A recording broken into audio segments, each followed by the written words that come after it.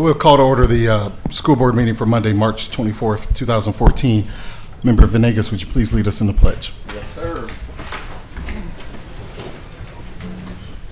I pledge allegiance to the flag of the United States of America and to the republic for which it stands, one nation, under God, indivisible, with liberty and justice for all.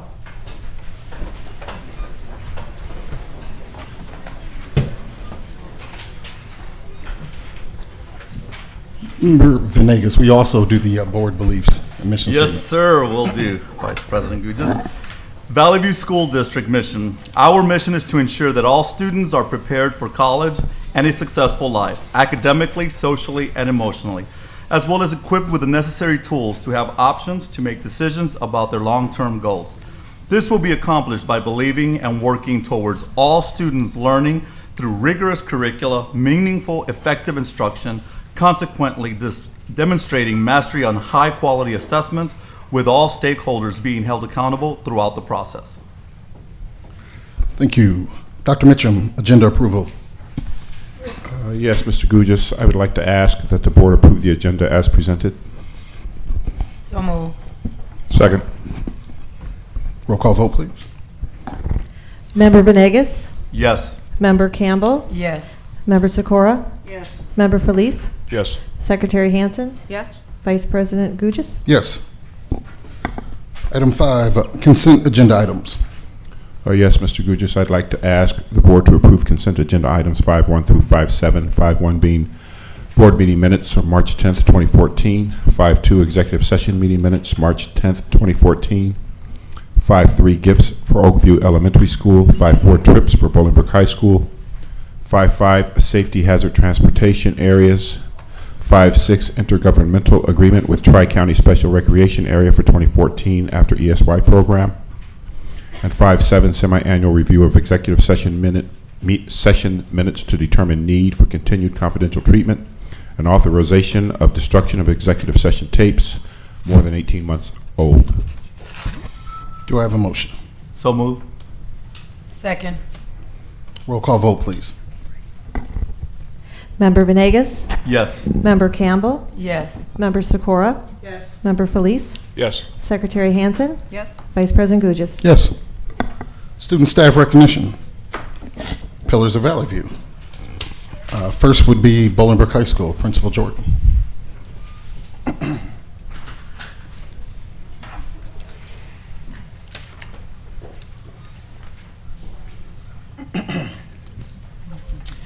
Good evening, board members, Dr. Mitchum, senior leadership, and VVSD community. It is with great pleasure that Bolingbrook High School recognizes Willie Gartrell as the Pillar of Valley View from our security department.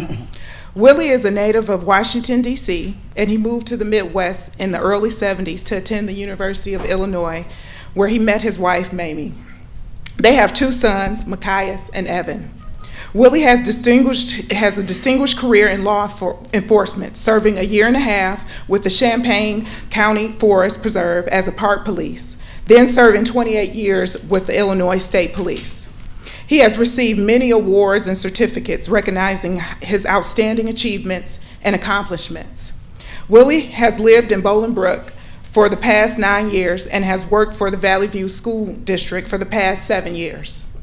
Willie considers his years at BHS as a labor of love. To be able to see freshmen walk into the school for the first time so young and with hope, and then see them as seniors march out the door ready for the challenges of the world is a joy for him. Willie's motto is, "It takes a whole staff to educate a student." He is truly a great example of a pillar of Valley View. Please join me in celebrating Willie Gartrell.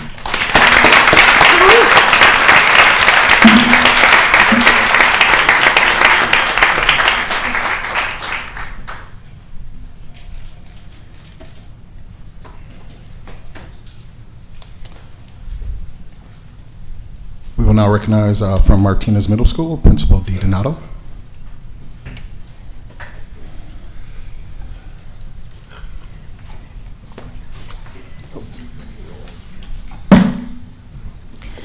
Good evening, members of the board, senior leadership, Valley View community. We too are going to acknowledge our security personnel at our building at Martinez Middle School. It is my pleasure to introduce you to Mr. Chris Albert, our security officer at Martinez Middle School. Mr. Albert was our part-time lunchroom helper for the past 2 years, and this year he became our security officer. He goes above and beyond his duties to ensure a safe and welcoming environment for students, family, and staff. While he no longer is part of our maintenance staff, Mr. Albert jumps right in to assist with any maintenance needs after hours, from salting the exits at the end of a dance to fixing doors to ensure they close properly. He is always chipping in. Mr. Albert's friendly demeanor allows him to connect with our students as well. One student in particular is his unofficial assistant at the end of the day while she waits for her ride. It is a pleasure to work with Mr. Albert, and his positivity and willingness to support the needs of students, families, and staff in any capacity makes him a pillar of Valley View. Congratulations, Mr. Albert.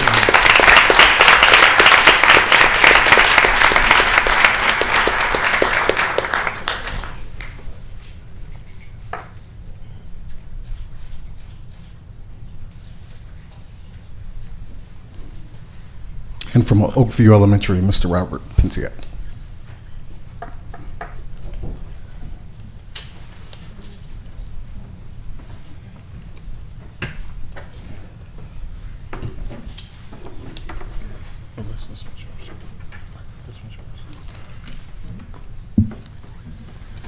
Good evening, Board of Education, senior leadership, community members, and Dr. Mitchum.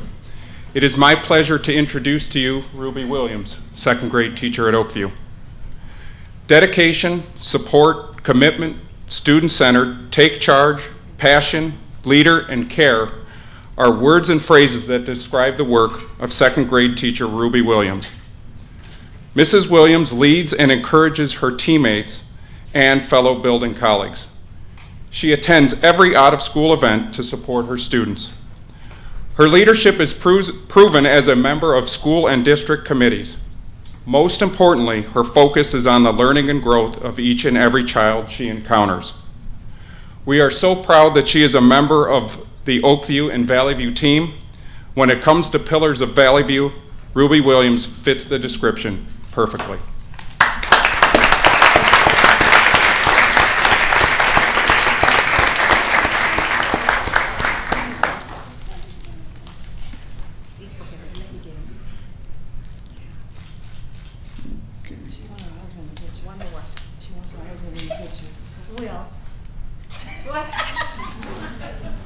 Mr. Williams, will you step forward?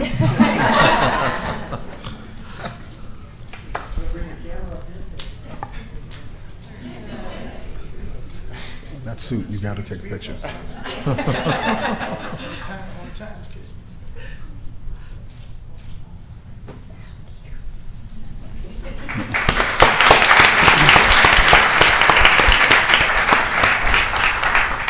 Community partnership recognition.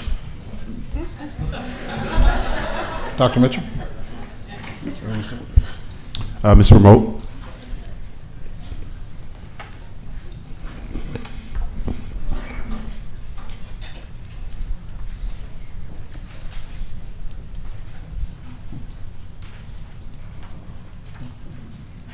Okay, Carol, I want you buying for one of who's who, right?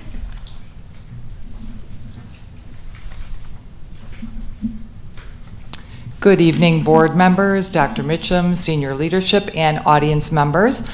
We are here tonight to honor Carol Weckel, and this is Carol, in case you're wondering who she is. These are librarians and the assistant principal from Jonas Salk School. It is my honor to represent all of the Bolingbrook schools, their students and staff members who want to recognize Carol Weckel, the outreach librarian from Fountaindale Library, for her years of service. Author Linda Sue Park shared her observations about librarians. To the teachers and librarians and everyone on the front lines of bringing literature to young people, I know you have days when your work seems humdrum or unappreciated or embattled, and I hope on those days you will take a few moments to reflect with pride on the importance of the work that you do. For it is indeed of enormous importance, the job of safeguarding and sharing the world's wisdom. All of you are engaged in the vital task of providing the next generation with the tools that they will need to save the world. The ability to read and access information isn't just power, it's a superpower, which means that you just aren't heroes, you are superheroes. I believe that with all of my heart. To our students, Carol Weckel is the library lady, who, along with her owl family, visited Bolingbrook schools twice a month for 15 years. She shared her love of books with our students and introduced them to exciting people, characters, and places. Over the years, Carol has transported thousands of books to teachers who had ordered them for class projects. Every year, Carol would introduce the Battle of the Library cards, and it always seemed like our school came in second, but and she would introduce the summer reading program every year with lots of enthusiasm. Even though Carol commuted about 110 miles round trip, nothing stopped her, not rain, sleet, snow, or road construction. Maybe Carol knew something that we didn't because she retired in December. Carol, from the bottom of our hearts, from all of the students and staff members in Bolingbrook, we want to thank you for your years of dedication to our students.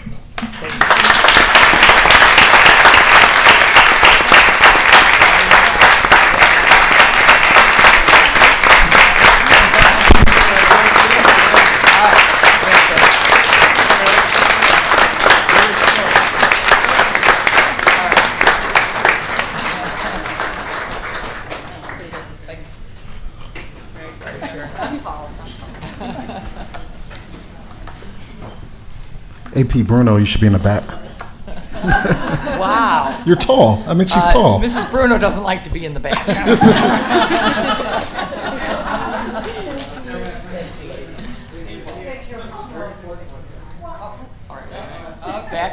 Back. Sorry. Okay, all right.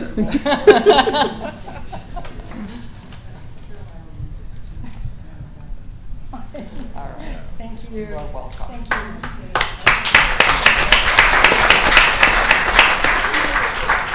Mr. Rose.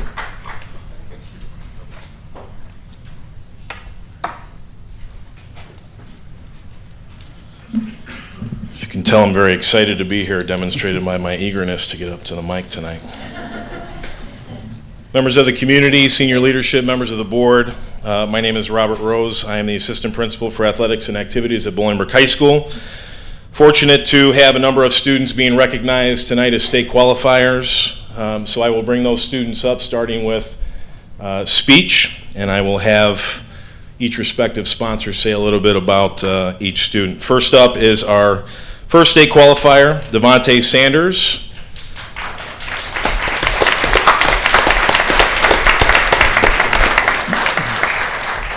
Devontae was a state qualifier in speech, and just a little bit, I'm kind of at the point now, being in this position for a couple years, I actually coached Devontae in football, and I cannot tell you how proud I am of him as a student. He's come a long, long way, and I look forward to hearing about him in the future. So I'm going to bring up Donna Franks-Tapley, who's going to say a few words about him.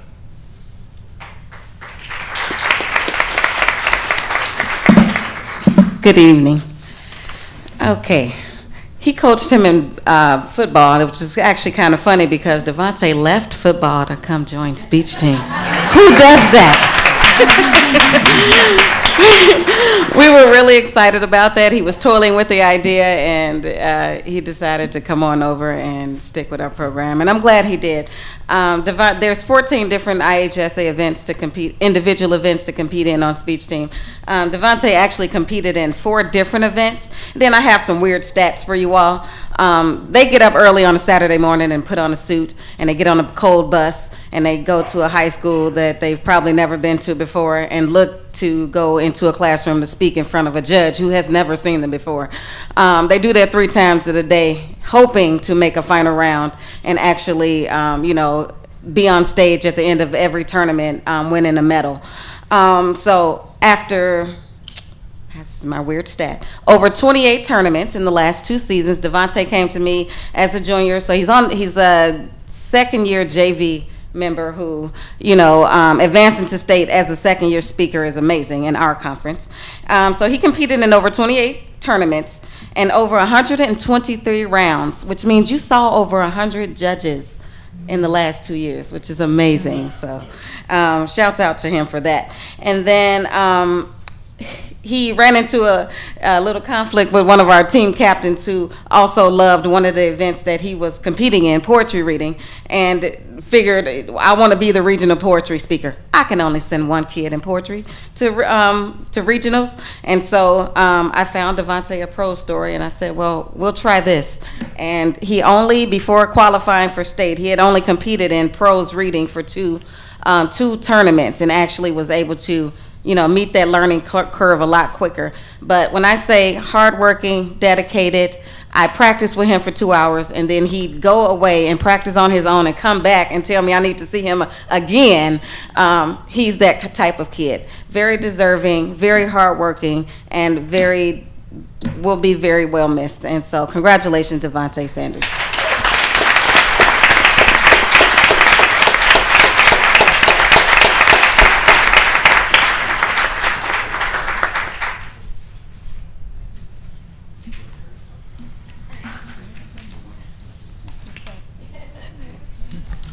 Rob, you got one more there.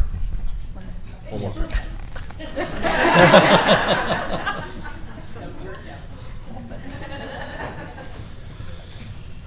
At this time, also like to recognize 3 state qualifiers for our state culinary competition. So if we could bring up Miss Deb Taylor and Colleen Kerrigan. 3 students that are being recognized tonight from our Consumer Sciences and FCCLA program are Alexandria Brown, Kimberly Bell, and Madeline Morrison.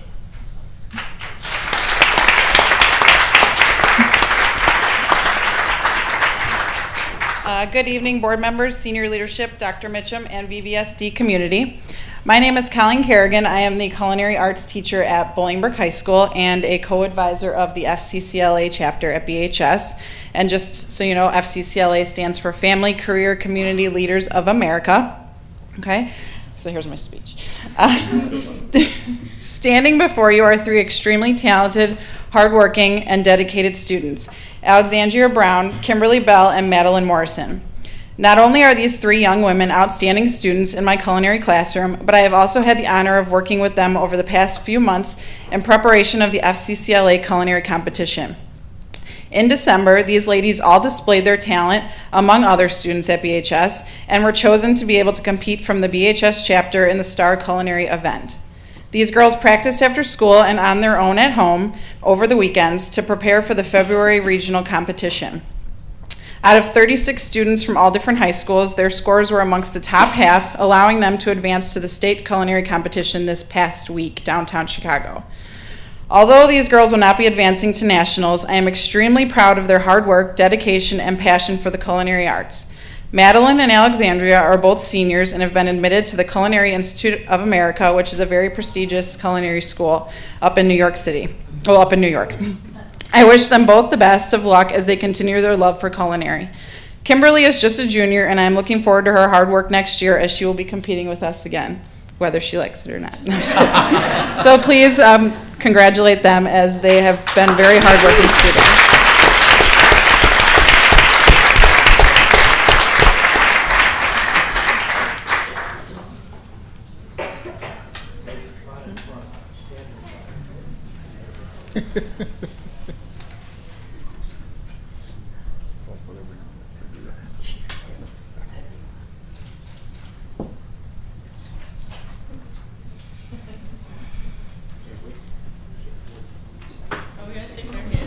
Where's my guy? Where's he at? I think we should have Sanders come back.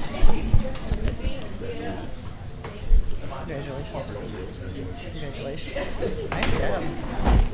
Good job. Good work. Congratulations. Congratulations. Congratulations. Congratulations. Well done. Keep up the good work. Congratulations. Well done.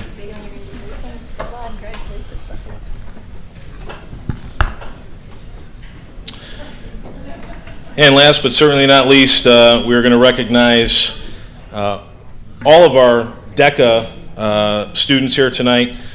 DECA stands for Distributive Education Club of America, so if we could have Justin come on up here. There are a number of students who were state qualifiers, including Juan Martin, Avery Johnson, Danny Lopez, Dale Teachins, Angie Perez, and Ashley Dvorak. Brad Kalaba, who is a sponsor of DECA, could not be here tonight. And I know that Rick Rujewitz, who is the DECA sponsor at Romeoville, is going to come up and he'll say a little bit about what DECA is and also congratulate Justin on his not only state qualification, but he also was a national qualifier. And I have to say that Justin was also, for a brief stint, a football player of mine, which explains why he has pursued something other than football to be successful at. So with that said, we'll bring Rick. Derek Kinder, you want to come up and introduce Rick?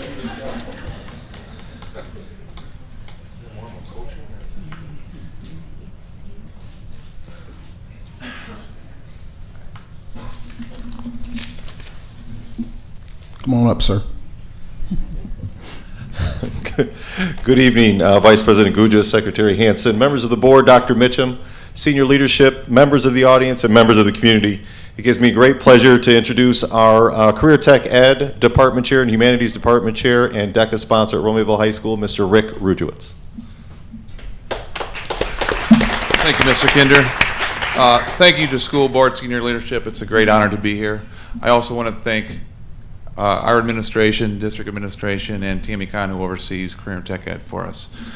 Tonight, we're going to honor a few individuals for our DECA Club, which is Distributive Education Club of America, which basically runs a whole realm of different categories that fall under Career and Tech Ed. So throughout the year, we work on economics tests, and we also do some role plays, and we do categories associated with Career and Tech Ed. So we compete in a regional, and if we do very well, and then we qualify for state. So tonight, I'm going to call up our individuals to be recognized. Bart Litchin, Marketing Communications Team. Juliana Bachnick, Marketing Communications Team. Aldo Diaz, Restaurant and Food Service. Josh Kitogo, Principles of Business Management and Administration. Of the 13 kids from our district that qualified for state, we had 9 achieve proficiency awards also, which fall under the top 70%. Thank you.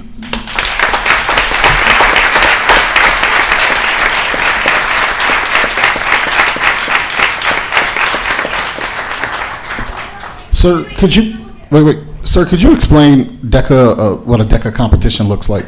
DECA competition has about 50 different categories associated with business, food marketing, accounting, entrepreneurship.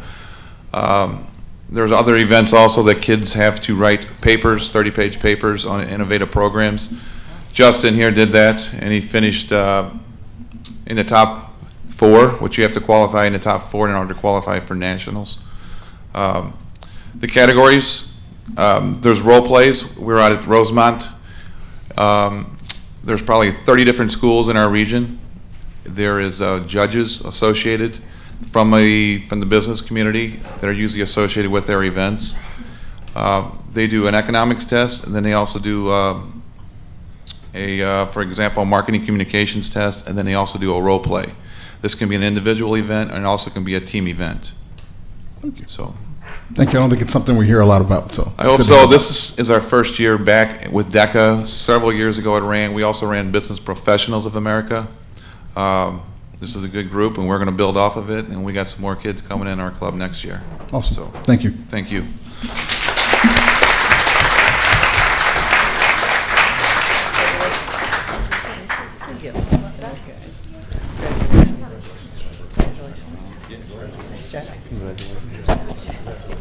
Congratulations. Thank you for bringing it back. Congratulations. Congratulations. Well done. Next, we have Brooks Middle School.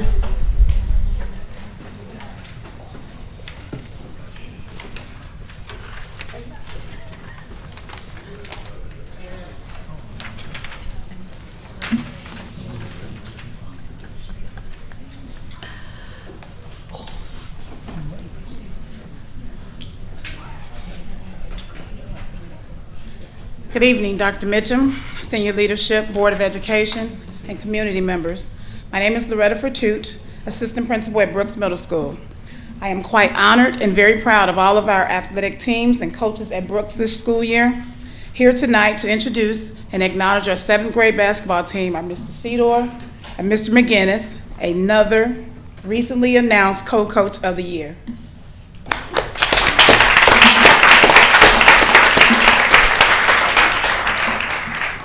Thank you very much. Board members, senior leadership, thank you for this opportunity. I'm not very good with speeches, so I'll just get right to it. This year, our basketball players displayed toughness throughout the year, both on and off the court.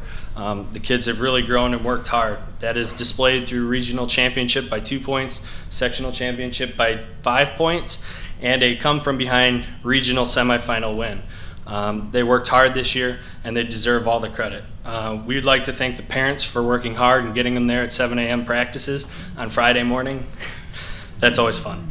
I'd like to thank Angie McDonald, our athletic director, Dr. Wood, Ms. Sylvester, and Ms. Fortute for all the hard work and even showing up to show these kids the support on the court as well as in the classroom. And I'd also like to thank the board members who came out to watch us play this year. I know Mr. Flees and Ms. Sikora both made it out this year, and it means a lot to these kids, and that's huge for them. So without further ado, I will give you the players, because it's their day, not mine. First, Damari Grant.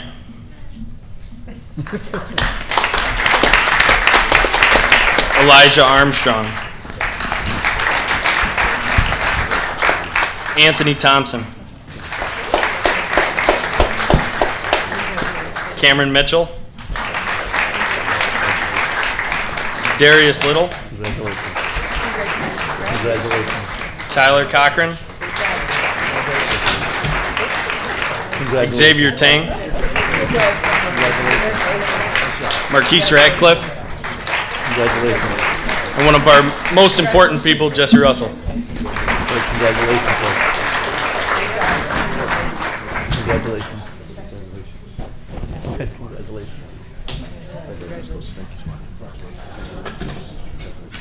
Hey, love the haircut. Congratulations. Well done, Coach. Well done. To all our students and other award nominees, you have class, work, 100-mile commutes. Please feel free to stay, but if you need to go, that is also fine. That'd be a good time.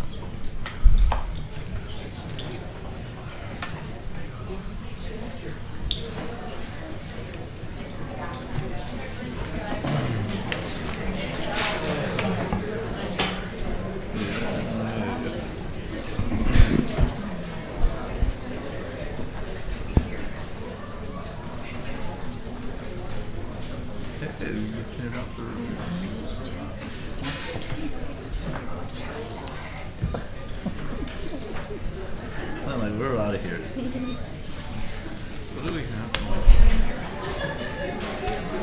Oh, the academic progress. Good. How are you? I'm good. How are you? Good? Okay. Good. Okay. Everything's on the academic. All right, board liaison reports. Any and all, please. I was at the safety and security meeting that held since our last meeting, and a lot of different discussion on the processes becoming more defined in our schools and more specific. Communication is being more clearly defined as well in case of drills and emergencies. There's a core team that is working on outlining different scenarios to look at and how our safety measures up with that, as well as having lockdown drills happening during lunch periods and possible passing periods. So the group is working very, very hard. from a Wilco standpoint, Wilco is on spring break this week. We had our, we had our meeting on Tuesday, and they will be announcing, and I'll bring their names to our next board meeting, the students of the month for the month of February. VVSD had 6, and I'll have their names at the next board meeting. And we're in the process of going through some committee meetings with regards to budget and forecasting for the next year as well. Member Hanson and myself had the pleasure of attending the Bolingbrook High School PTA last week. We had a great meeting with them, and we will be presenting some items from that meeting to the board in upcoming meetings. So stay tuned. Let's move on. Audience participation. Any stakeholders or individuals or groups that wish to present their views to the board may do so at this time. So right there, just please go to the mic and state your name and where you're from. My name is Alonzo Walker. I've been a 36-year resident of Bolingbrook.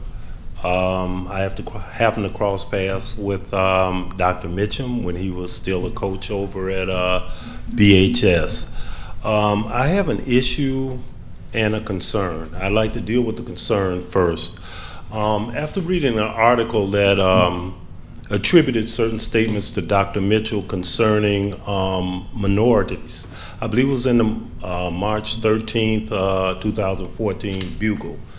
I don't know if those are credible or he was misquoted, but I concur with his position about standing up and reinforcing certain positive images regarding minorities.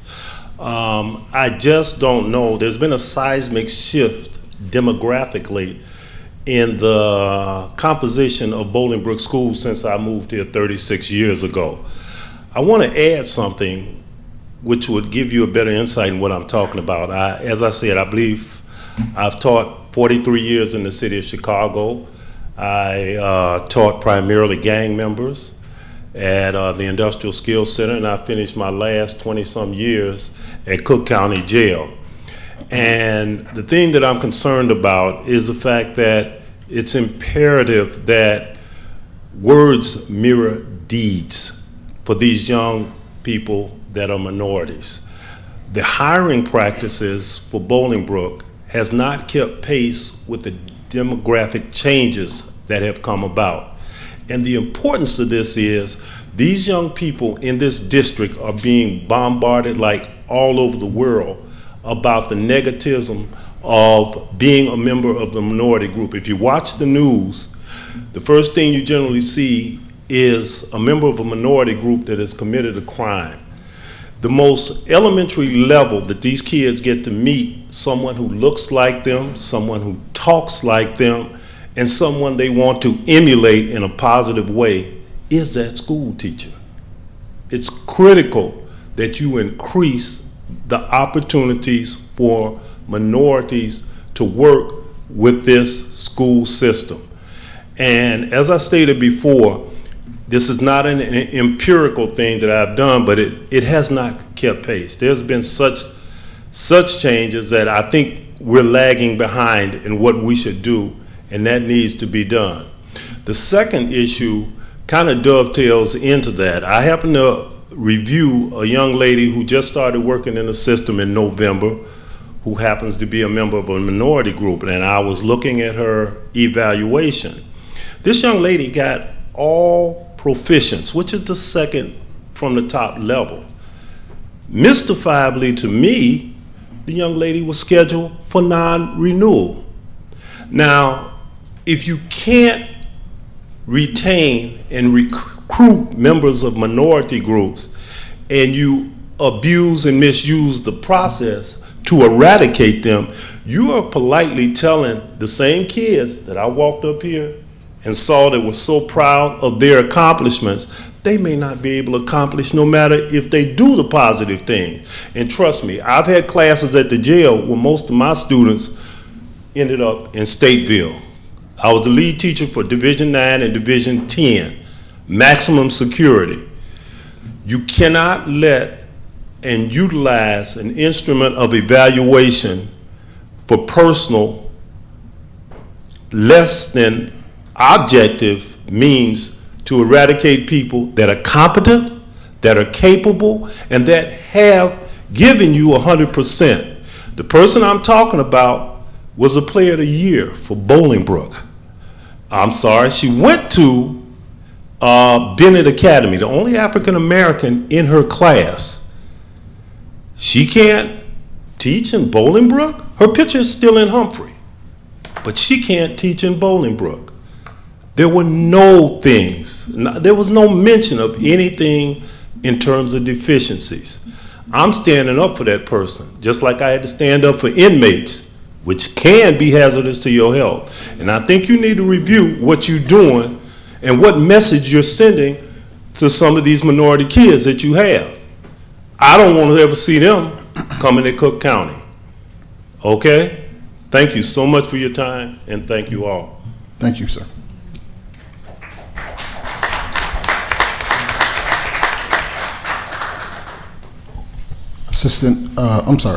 Dr. Mitchum, student due process cases.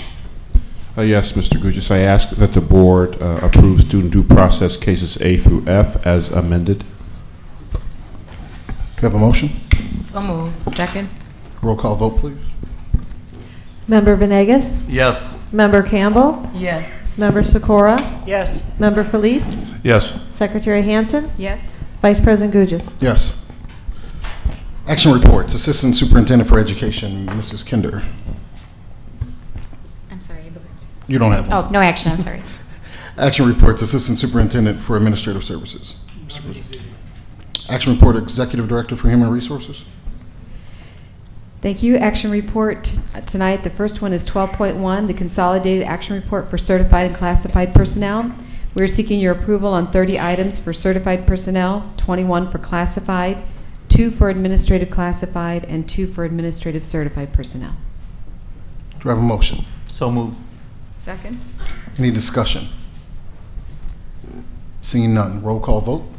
Member Venegas? Yes. Member Campbell? Yes. Member Sikora? Yes. Member Felice? Yes. Secretary Hansen? Yes. Vice President Gugis? Yes. Action report 12.2, resolution number 1474. We're seeking your approval to authorize dismissal of educational support personnel employees for reasons other than reduction in force. So moved. Second. It's been motioned. Do we have any discussion? Seeing none, roll call vote, please. Member Venegas? Yes. Member Campbell? Yes. Member Sikora? Yes. Member Felice? Yes. Secretary Hansen? Yes. Vice President Gugis? Yes. Action report 12.3, resolution number 1475. This evening, we're seeking your approval to authorize the non-reemployment of first and second year probationary teachers. Motion? So moved. Second. Any discussion? Roll call vote, please. Member Venegas? Yes. Member Campbell? Yes. Member Sikora? Yes. Member Felice? Yes.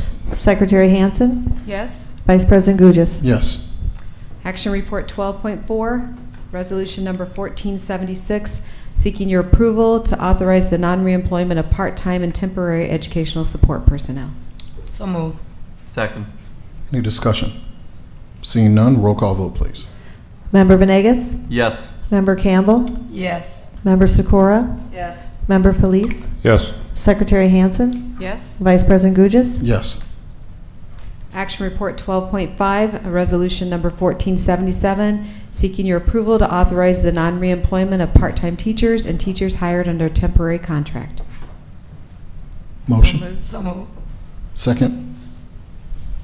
Motion by Member Campbell, second by Member Hansen. Any discussion? Seeing none, roll call vote, please. Member Venegas? Yes. Member Campbell? Yes. Member Sikora? Yes. Member Felice? Yes. Secretary Hansen? Yes. Vice President Gugis? Yes. Action report 12.6, resolution number 1478. We're seeking your approval to authorize the honorable dismissal of certified personnel. So moved. Second. Any discussion? Seeing none, roll call vote, please. Member Venegas? Yes. Member Campbell? Yes. Member Sikora? Yes. Member Felice? Yes. Secretary Hansen? Yes. Vice President Gugis? Yes. And my final action report tonight, 12.7, resolution number 1479. We're seeking the board's approval to authorize the honorable dismissal of educational support personnel employees. So moved. Second? Discussion? Roll call vote, please. Member Venegas? Yes. Member Campbell? Yes. Member Sikora? Yes. Member Felice? Yes. Secretary Hansen? Yes. Vice President Gugis? Yes. Thank you. Superintendent information report, academic progress update. Yes, thank you, Vice President Gugis. Members of the board and Valley View community, I am very pleased this evening to present to you a fall to winter growth analysis on the academic side. This evening you got to see a lot of great things going on by a glimpse of some of the student and staff recognition, and this is just another example of the positive things that are happening in Valley View. This fall to winter growth analysis takes a look at our academic progress midway point through the year. It does show many positive indications that we are making gains and moving in the right direction, and it also allows us to pinpoint areas that need further attention to get them to where we want to be. Tonight I will be offering comments about the information that is shared in this presentation, and then Dr. Mitchum will as well, and we will be happy to answer questions. Kelly Gilbert and Michael Ocasio from the Data and Assessment Department prepared this report, the data side of it, and then Elizabeth Martinez, Executive Director of Pre-K 5, Karen Flores, Executive Director of 612, Erica Ekstrom, Executive Director of Student Services, and Ricardo Sanchez, Director of ELL Bilingual, will also offer comments and answer questions as needed. When we take a look at our improved instructional practices and we look at our reading and math performance, so looking at the academic side, we are grounded in the fact of our mission that's defined for us through our strategic plan. And our commitment is to reshape and support the educational experience for all students. And it's clearly spelled out in our strategic plan how we intend to do this. And I included in this presentation a lot of information, so I'm not going to go into great depth on some of it, but it is available online for the community to access, as well as I'd be happy to answer any follow-up questions at the end. This slide shows the alignment to our strategic plan and ensuring that we have a rigorous curriculum in place that is connected, articulated, meaning that from one grade to the next, it's helping students prepare for that point when they leave us and go on to post-secondary life. Using data to monitor our progress and hold ourselves accountable for program evaluation and for continuous improvement, and then supporting our staff through the use of data to ensure that they are being provided with support and rigorous professional development opportunities.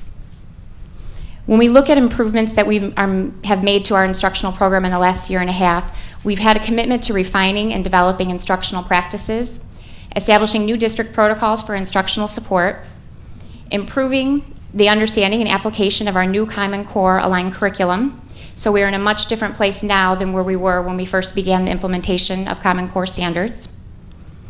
Increasing that rigor and level of expectation for teaching and learning, having increased levels of instructional supports in reading and math, and two specific areas to note there are the expansion of co-teaching K-12 as well as the investment in reading specialists at K-5. The bottom line is that we've been doing all of this to ensure that we have a positive impact on student learning. Tonight I'm going to refer to the MAP assessment, which stands for Measures of Academic Progress. MAP, if you are not familiar, is a reading and mathematics assessment. It is computer-based and it's adaptive. We use this to gather data, information to help inform our decisions and our instructional practices as well as programming. We gain insight on each student's level of college and career readiness, and we can also monitor students' growth. So at this point in the school year, we are looking at that midway point in the school year based on how much we expect them to grow in 1 year. We began administering MAP in Valley View for grades K-8 in 2011-12, and we expanded that to include grades 9 and 10. Yearly, we administer this 3 times for our students in grades K-8. So this report that you are about to view this evening pertains to students in K-8. We will have a fall to spring report for our 9th and 10th grade students in the spring. A few important terms, because some of this can be confusing to look at, I have included on the slide up here. Achievement, attaining a designated level of performance. So if you've commonly heard or seen on your child's ISAT report, meets or exceeds, that means that a student has met a certain benchmark. Growth is another area that we look at, and it's important that we have a balance in looking at both of those. So yes, we need our students to hit certain benchmarks, but we also need to make sure that even when they meet those benchmarks, that they are continuing to grow. Typical growth is a standard measure of growth that we use on MAP. That is the measure that we expect students to grow in 1 year's time. So for 1 year's instruction, we expect X amount of growth based on where that student started and their particular grade level. This is based on national norms. So looking at all the students across the country who take the MAP assessment, we can see the rate at which we would expect students to grow. Tier is also a term that I will use in this presentation, and then it's looking at the level of performance of each student in relation to the established norms. Tier 1 refers to students who are in the 50th percentile and above. Tier 2 is the 25th to 49th percentile, and Tier 3 is the 1st to 24th percentile. College and career readiness is the benchmark that we set based on student achievement and student growth to ensure that students are on track to be ready for college and careers after they graduate high school. Based on the skills that students need, this measurement can be tracked back to the earliest grades for our students, and so we can ensure that they are making an appropriate growth, and if they're not at those benchmarks, that we are closing those gaps to help our students get to where they need to be. So in this report, we're going to examine what impact the changes in our instructional programming have had on student performance from fall to winter, and we're going to compare this year's fall to winter to last year's fall to winter. The most prominent findings of this report suggest that our district efforts have been successful. We have evidence that learning rates have increased at all achievement tiers in reading and math for general education, ELL, and special education. We have evidence that continued high growth has occurred for all Tier 2 and Tier 3 students, with significant improvement seen in growth rates for Tier 1 students in both reading and math. In previous data reviews, we had noted that Tier 1, meaning students who were at the 50th percentile and above, were not growing at rates that we expected. So basically, once they met that benchmark, they may have been stagnating, and we were not ensuring holistically as a system that they were also continued to be pushed and grown. So we've taken a close eye to that and made efforts to that end, and I will speak to that. We also have evidence that the percent of district students meeting college and career readiness in reading and math in all grades has increased from last winter to this winter. So in layman's terms, we are in a better place this year, fall to winter, than we were in previous years. And the bottom line here is that we are supporting our students to new levels thanks to the tremendous efforts of our teachers, our support personnel, and our administrators. And there is a tremendous amount of work that has been gone into what you see that just appears to be numbers on the screen. When we take a look at our reading data for all students, we can see that the evolution of all of the things that we've put into place and the refinement and implementation has had positively impacted student learning. We've seen gains in student growth data for all reading tiers. Tiers 2 and 3 improved on their high growth rates, and the greatest gain was seen with Tier 1 students. So if you take a look at this bar graph, and I'll just glance at this briefly, the bar graph is broken up into 3 sections. Tier 3 is farthest to the left, Tier 2 students are in the middle, and Tier 1 students are on the right-hand side. The light blue bar represents fall to winter of last year, 2013. The red bar represents fall to winter of growth for this year, 2014. This graph shows the amount of students who are meeting typical growth. So the amount that we expect students to grow from this fall to winter time period, how many of our students are meeting that expectation? And as you can see, we had gains in the number of students meeting that growth rate in all 3 tiers. This slide contains a whole lot of information, but to boil it down for you,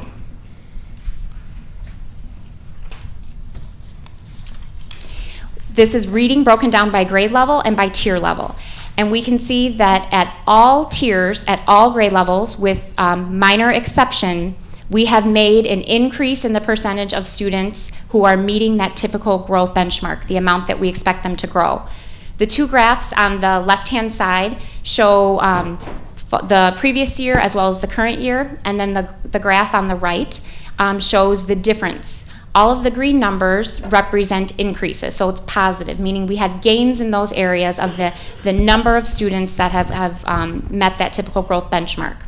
You'll see two that stand out at you. At any time you see a number that's highlighted in red, that denotes an area of concern that we are currently or have already done further analysis on and have outlined action steps to address areas of concern in that area. And then any number that is black shows that there was no change. In some areas, a 2% gain or decrease we would define as not being quite significant in that it's kind of within that margin of error. There's some variability plus or minus certain points. When we talk about the Tier 1 growth, our previous data, as I mentioned, had brought great awareness to the fact that our students at Tier 1, that there needed to be more of a focus to ensure that they were growing. We did increase professional development efforts to target those areas as well, so that we are including all students, including high achievers. It's been a mind shift for Valley View, but also education as a whole, where typically previously supports were centered on students who were needing intervention.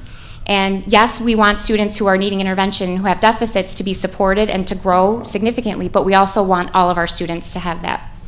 Our Tier 1 students also reap the benefits of being exposed to reading specialists and also being in some co-taught classrooms, and that has positively impacted their growth as well.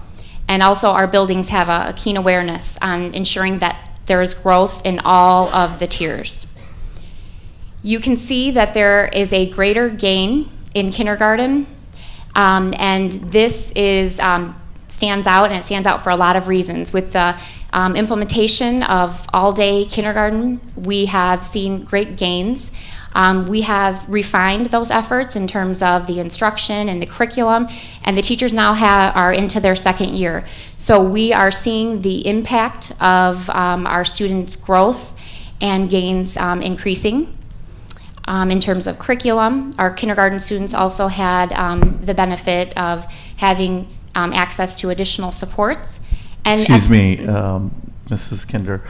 So, I mean, I think I wanted to just comment. So, are you saying that is it the full day kindergarten, or is it because of the tenure of the teachers that have increased? Well, I could say that it's both. Because if we look back, so we actually did something right. We sure did. I want to make sure that we Yeah. understand that, because we get accused of doing everything wrong, and it's good to see that we actually are doing something right. Yeah. And all right, congratulations. Yeah, sure, I'll take it. We'll take it. There's a tremendous impact from all-day kindergarten, and that definitely cannot be minimized. I breezed through this slide very quickly. All of those green numbers are hugely positive, and if you look at our kindergarten, in many cases, we are seeing 11% increases, 20% increases, 18% increases, and that's on top of the gains that we already saw the previous year when we moved from half day to full day. And so we did it better last year, and we're doing it even better this year in layman's terms, is what we're saying. And so our teachers are really having an even greater impact than they did last year. Mm-hmm. That's awesome. Great news. Yeah, this is the best information in terms of our students' academic progress that I've seen in 5 years. So that's exciting to see. I did have a question. When looking at this, we are comparing kindergarten this year versus kindergarten last year, correct? Correct. Can you talk a little bit about like that same cohort of kids, like the kindergartners that are now first graders, and how those kids are doing? Can you talk a little bit about that? Sure. Or maybe explain better to everybody what I'm referring to, too. I want to move to a slide that would make it easiest to see. John, could you bring me to the end, please? Essentially, what we're looking at is that our kindergartners who had the benefit of all-day kindergarten showed tremendous gains in comparison to the prior year's students. And then when the students move on to first grade, we see that they are sustaining and gaining on that growth. And so I have a chart here at the end that shows that, and yeah, if you can go back one more. Okay, so if you see kindergarten is all the way on the left, and fall to winter 2013 is the light colored bar, and then the green colored bar is is this current year. And so if you look at this year's kindergartners, Let's take a look at our first graders this year, 48%. There was an increase from kindergarten, 37%, that was last year, that same group of kids, to this year is now at 48%. So not only is our class to class showing improvement, 37% to 48%, but we are also showing that same group of students, that cohort moving on, is showing growth So as well. everybody's clear, the 37% in kindergarten is the same as the 48%. It's the same group of kids. Correct, yes. So the two bars that are next to each other compares one year's kindergarten to that next year's kindergarten. If you look at kindergarten compared to first grade, you're comparing a cohort of students moving over. And what this chart shows is that percentage of students that are meeting that college and career readiness benchmark.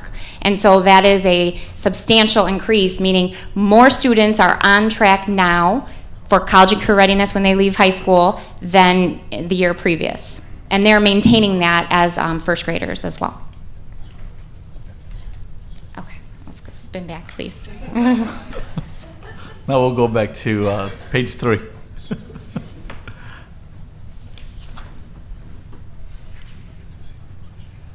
When we're talking about kindergarten, you may look at some of the charts and say, well, what's going on? It could appear, and your question kind of beat me to the punch here, it could appear that there was, a drop. When we look at kindergarten norms across the country, it's typical that full-day kindergarten is not the norm. And so we are outside of the norm in that regard. So we are being compared to students from full-day and half-day kindergarten as well. But what we see when we look at those students when they move on is now they're being compared to their peers in first grade, and they are sustaining that growth and increasing there as well.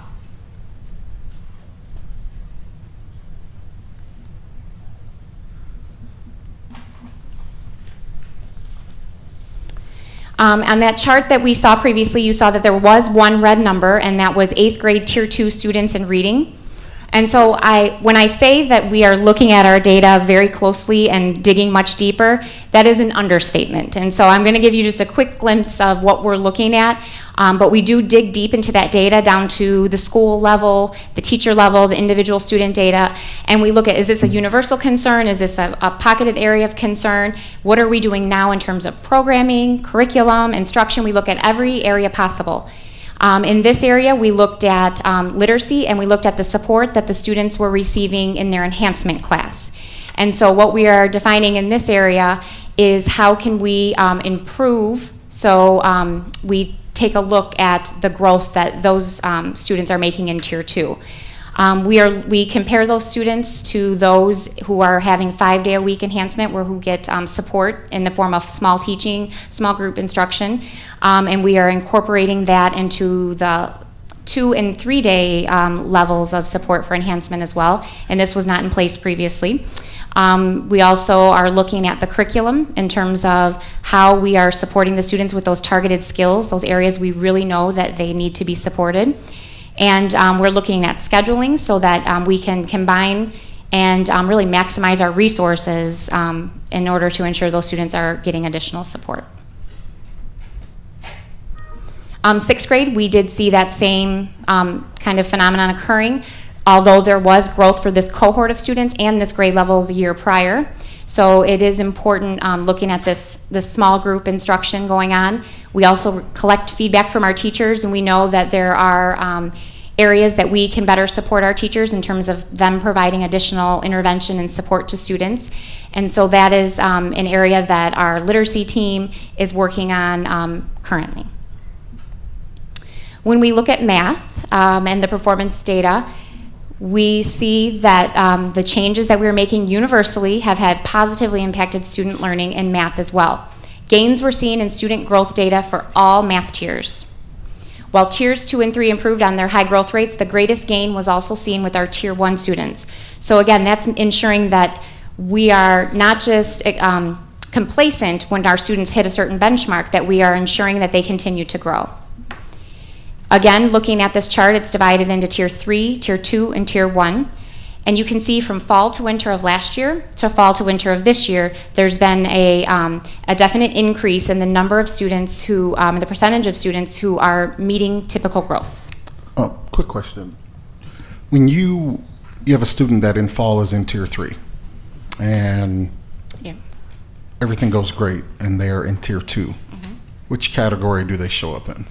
Okay, so that is one thing in looking at the data. This is not a cohort to cohort report. So for this report, you could have students who cross tiers, and we're aware of that, and we hope students, cross tiers. We do in the spring a cohort analysis, and we also do individual analysis on students so that we are ensuring that we are looking at that same group of students one year to that same group of students next year. So what you're looking at here, if Rachel Kinder was in tier 3 and then made growth and is now in tier 2, I would be represented in both of those sections. I would be represented in fall to winter 2013 and tier 3, and then currently in tier 2. Is that correct, Michael?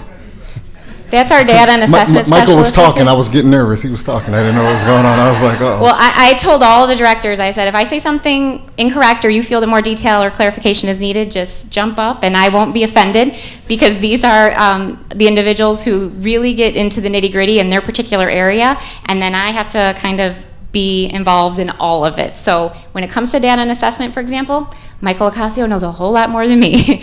and that same holds true for the other areas, for ELL or SPED. So speak up if you guys have something to add. So again, we see this same thing universally for math, where we see these increases from fall to winter last year to fall to winter this year.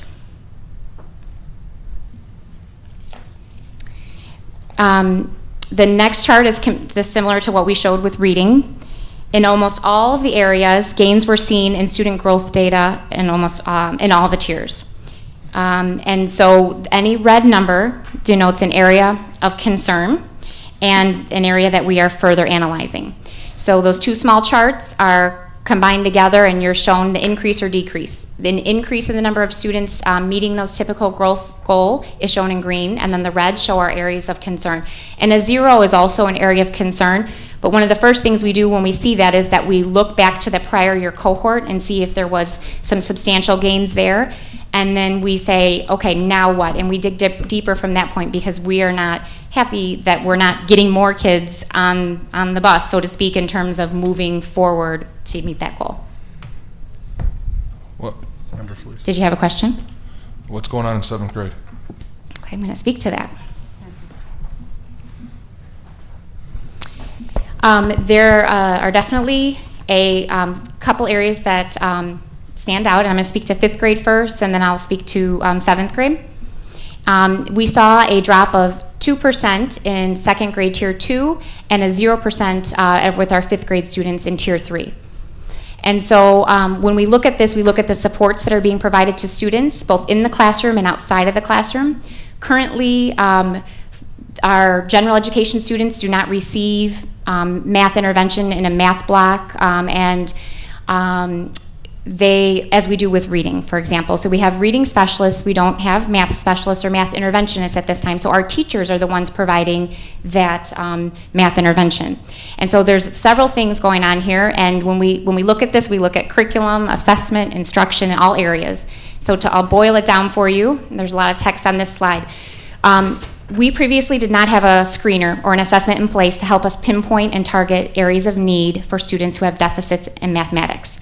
And so currently we have a K-1 mathematics screener in place, and we've also had professional development along those lines to help teachers use that assessment to target their instruction and then target their interventions for students who have gaps in their foundational skills. We are going to be adding a grade 2 screener, and we are strengthening the assessment of mathematics at elementary so that the teachers have the information they need so that they can quickly target those areas of concern. We're seeing very positive results of the teachers having the power of that information at our lower grades, and we are going to continue to bring that up. We also are looking at our scheduling. For our 5th graders, because they've been in school longer, there are kind of a build-up. If they have gaps in their learning or gaps in their foundational skills, that shows itself more as students progress and the learning expectations increase. So for those students, we are just getting better at identifying those areas of need and then filling those gaps. We are looking at elementary scheduling to determine ways that we could better utilize our time for providing that intervention or differentiated instruction. And there's currently a committee that's working on identifying how we could go about doing this and providing our students interventions in those foundational skill areas. In 7th grade at Tier 3 and Tier 2, which was your question, Member Felice, we are looking at, it's the same scenario, but only a couple years later. Students have gaps in their foundational math skills, and we have been closing some of those gaps with the Odyssey program. We also are looking at, is that best meeting our students' needs? Now, when we look at the trend for our 6th graders and our 8th graders, it is to some extent, but we know that we need to evolve and improve that as well. So we are looking at an intervention, kind of our built curriculum to target and support the curriculum that's going on in the classroom so that those skills align to what the students are receiving. And we're going to use Odyssey in a different way for mathematics for certain students, but not universally. And the small group support that our students are receiving, we want to ensure that that is being targeted to their skill areas. So we're being more strategic as we evolve with the use of our enhancement, but we are also looking at the instructional demands that are placed on our teachers and supporting that team to help make those shifts. And so one of the things we're looking at is making a possible pilot of a resource to help the 7th grade team of teachers. And so we're looking at all areas. Want to add anything? Okay. When we look at our IEP students, we can see that gains were made for IEP students at all grade levels in reading and nearly all grade levels at math. And when we say IEP students, that stands for Individualized Education Program, and it includes the programs of cross-categorical, supported ed, ED, which is our CARES program, speech, vision, and hearing. So not only do we look at our students universally and then broken down by tiers, but we also look at programs of students to ensure that that programming is making gains for our students as well. When we look at the percentage of students that have an IEP that are meeting those typical growth goals, you can see that there has been significant increases from last year at this point to this year at this point, and this is tremendous. And we can see that our students are benefiting from having access to rigorous curriculum. They're benefiting from being in general education classrooms and also having the support of certified special education through co-teaching. So we are very excited to see these gains for our special education students as well. In the areas of reading, it is green across the board in the fact that it's positive, that we have increased the number of students at all grade levels that are making gains and meeting typical growth. In our lower grades, you can see that the numbers, and I apologize if you cannot see these numbers because they're so small, but we have an increase of 15% at kindergarten, an increase of 14% at first grade, and the numbers are all on the positive side. When we look at mathematics, with the exception of one area, we can see that we are seeing similar gains in the percentage of students who are meeting typical growth as compared to last year. The one area where we're seeing an area of concern is in 5th grade, and that's in the area of mathematics. We did see a 9% decrease in that area, and so we look closer into the data, and this is just one example of where we are with this, and it's a brief explanation. But of those students who fall into that 9%, and sometimes this can be a small number of students, 52% of the students have a language-based ability. So we look at, well, what are the skills that we are supporting them to master in mathematics, and how could this language disability be impacting that? And so Erica Ekstrom, overseeing Student Services Department, it has a keen eye on continuing professional development toward incorporating language supports in math, focusing on math vocab and scaffolding supports of instruction, and then also working in mathematics so that academic content vocabulary into the therapy minutes that those students that have language disabilities are receiving. We look at our bilingual programming as well, so our English language learners, and how have our universal changes in instruction impacted learning for our bilingual students. The overall averages for reading and math increased for our bilingual students, and improvement was not even across the board, so we do have pocketed areas of concern. However, in all cases, these growth rates remained at above average levels.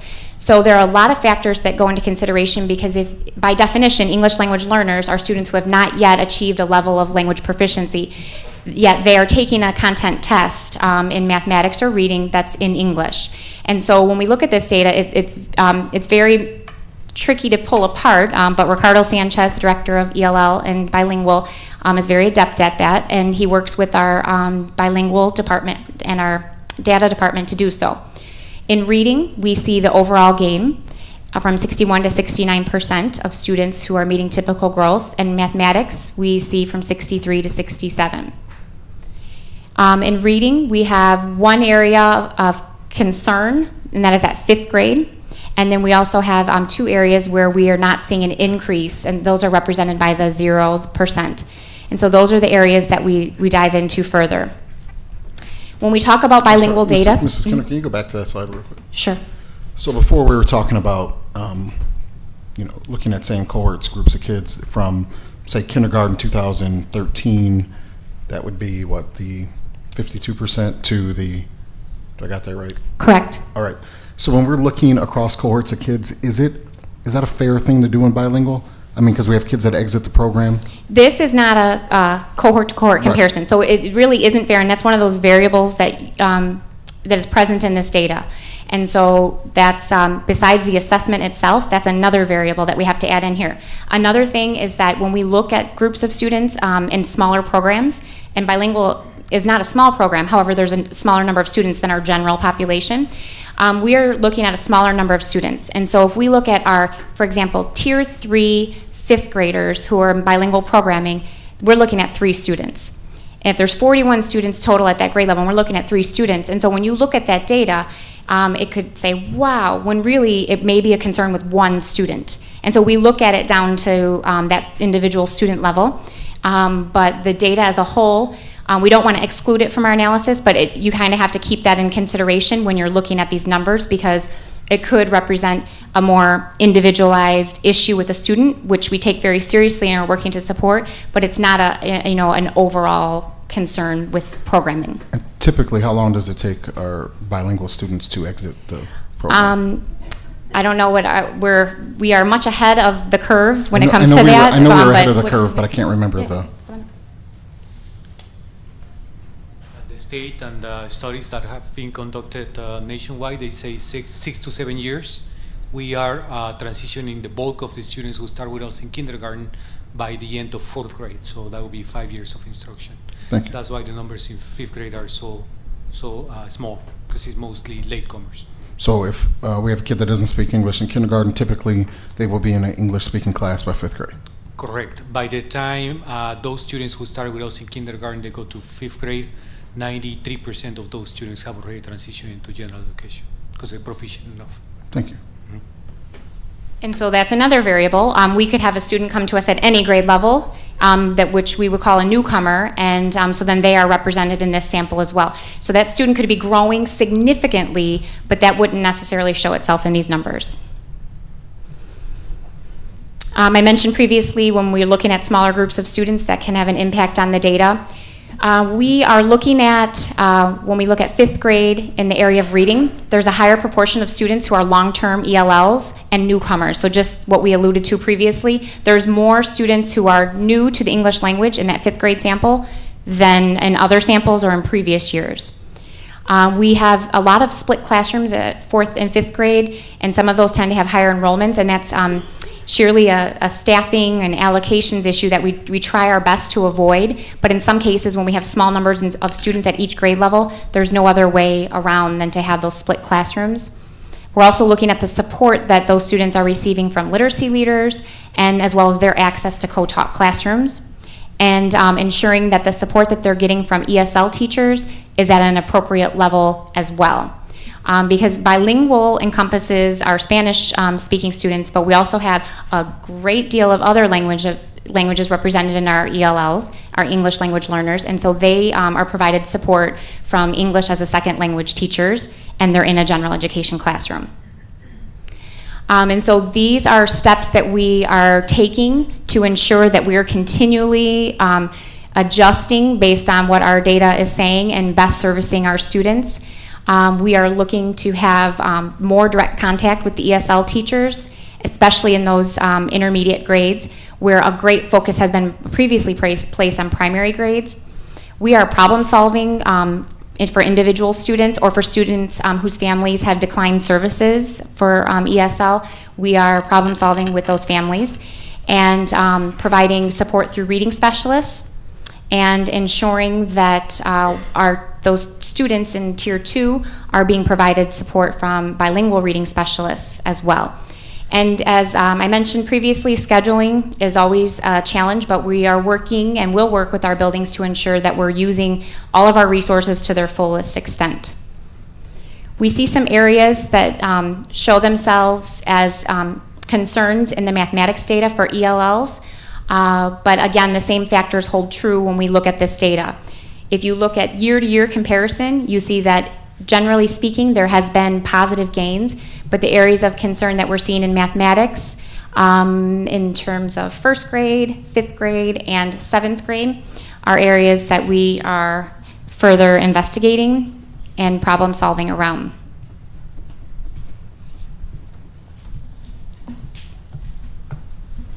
Again, we look at the area access to co-taught classes.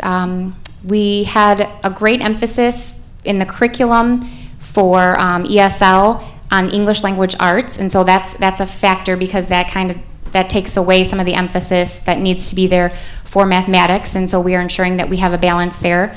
We are looking at the scheduling, similar to what we are doing with the reading, and looking at the math instruction and the extra support that's being provided to our ELLs. And so a lot of the same action steps that I stated previously for reading hold true in this area as well. Ensuring that our teachers, even teachers who are not ESL teachers or bilingual teachers, have access and support and best practices and strategies for supporting English language learners is beneficial not only to English language learners, but to students with disabilities and to all students. It's just truly best practices in education. And so we have more and more general education teachers who have been trained and will be trained on the instructional frameworks that we use for sheltered instruction for our students who are learning the language at the same time that they're learning content. And that's a challenge. So our students have dual expectations placed on them, and they are certainly rising to meet that bar. These last couple slides are going to look at the the percentage of students, making typical growth at times more than 1.5 typical growth, meaning that for many of our students, just growing what we expect you to grow in a year's time is not enough. We need you to grow more. If you are already behind in meeting benchmarks, it will take time to close those gaps. So our goal is not just to have a year growth for a year's instruction. We really are pushing to get more. And so what these slides take a look at is in nearly all grades, there was an increase in the number of students growing by rates of 1.5 typical growth or more. So this is tremendous. What this means is that our students are closing gaps at a much quicker rate than what we would see nationally. And when you compound these over time, those gaps will disappear. And so for a lot of our students and a lot of our programs right now, to put it in simple terms, we have students who are at the same point now in the winter as their counterparts were the previous year in the spring. So they've grown as much in a half a year as children previously did in a full year. And so that is tremendous, and it speaks to the hard work of our teachers and support personnel and our students and our families. And our students, we've had to raise the expectation because we knew it was necessary and critical, and the state has also required us to do so. And I'm just overjoyed to say that our students are rising to the bar. Our teachers are rising to this new bar, and so it is a very positive thing. We know that students are making these gains towards closing the achievement gaps with their national peers in grade level proficiency and college and career readiness. So if you look at the light blue bar, last year we had 36% of students who were making 1.5 typical growth or more, meaning a year and a half gain for a year's instruction. This year we have 52% at this point in reading. In mathematics, last year we had 36% of students making more than typical growth at 1.5, And in mathematics, we have 43%. So those are substantial increases in the number of students who are growing what they're supposed to, plus some. And our goal is to continue to increase that. When you look at those same numbers broken down from the year-to-year comparison, green represents a positive increase. And in mathematics, you see one area that is representative of a 2% decrease, which is an area, again, that we are exploring further. But this is the number of students making that 1.5 typical growth or greater. Mrs. Kinder. Yes, sir. You know, I'm not a fan of typical growth. You know that. I understand. So I totally appreciate the slide. This is my favorite slide in the presentation. It was hard not to smile at this group over here when this slide's up there. I don't know if everybody realizes, like, what a big deal that is. That's huge. That's a huge deal. Like, I'm taken aback a little bit by how positive this information is for what this means for our students and the hard work of all the folks, teachers and staff and kids and their families that have made this happen. You know, my issue with typical growth is that it's not enough. It's the 50th percentile. How do we do this? Through everything that I've alluded to before. So a lot of blood, sweat, and tears on behalf of all of the teachers and support personnel and administrators who are pushing these changes that we've made systematically to everything from curriculum, so what we're saying the standard is, to how are we going to ensure that our students reach that standard, how are we going to assess that they're getting there, and then use that information. So things like changes in curriculum, new materials, additional supports, reading specialists, the addition of co-teachers, all-day kindergarten, all of these things that are purposefully and intentionally designed to support this are now starting to come together. And a lot of that learning curve has passed for some of these things. For other things, it's still present. But we're really starting to see things sink in. And this is, in my mind's eye, the perfect example of how this is coming to life. Yeah, in layman's terms, if I can use an analogy, you know, I was talking to a teacher yesterday who indicated to me that she was just disgusted at to the degree she felt like teachers, not just in Valley View but across the country, were under attack. And I get that. We've said from the beginning that our issue is not with our teachers. It's with the system. And that we did not perceive that the system was designed to meet the educational needs of all of our kids. So the analogy I would use is that if you have a horse jockey who arguably is one of the best horse jockeys running races, but you put him on a mule, it doesn't matter how good the jockey is, he's not going to win races because he doesn't have a horse. And so I look at our teachers as the horse jockey, and I look at the system in which we provide them to educate our kids as the horse or the mule. And so what we're trying to do now is ensure that our teachers have the appropriate tools in which to conduct their craft. And what we're seeing is that if we can support them in a way that's meaningful and provide them with the appropriate tools, which we still have a lot of growth in that area as well, then they will deliver the goods.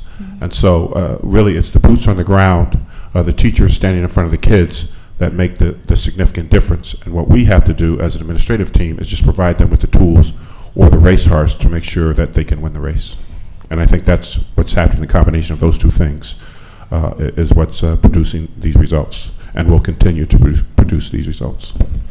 If I can continue on the race analogy, many of our students are already behind in that race.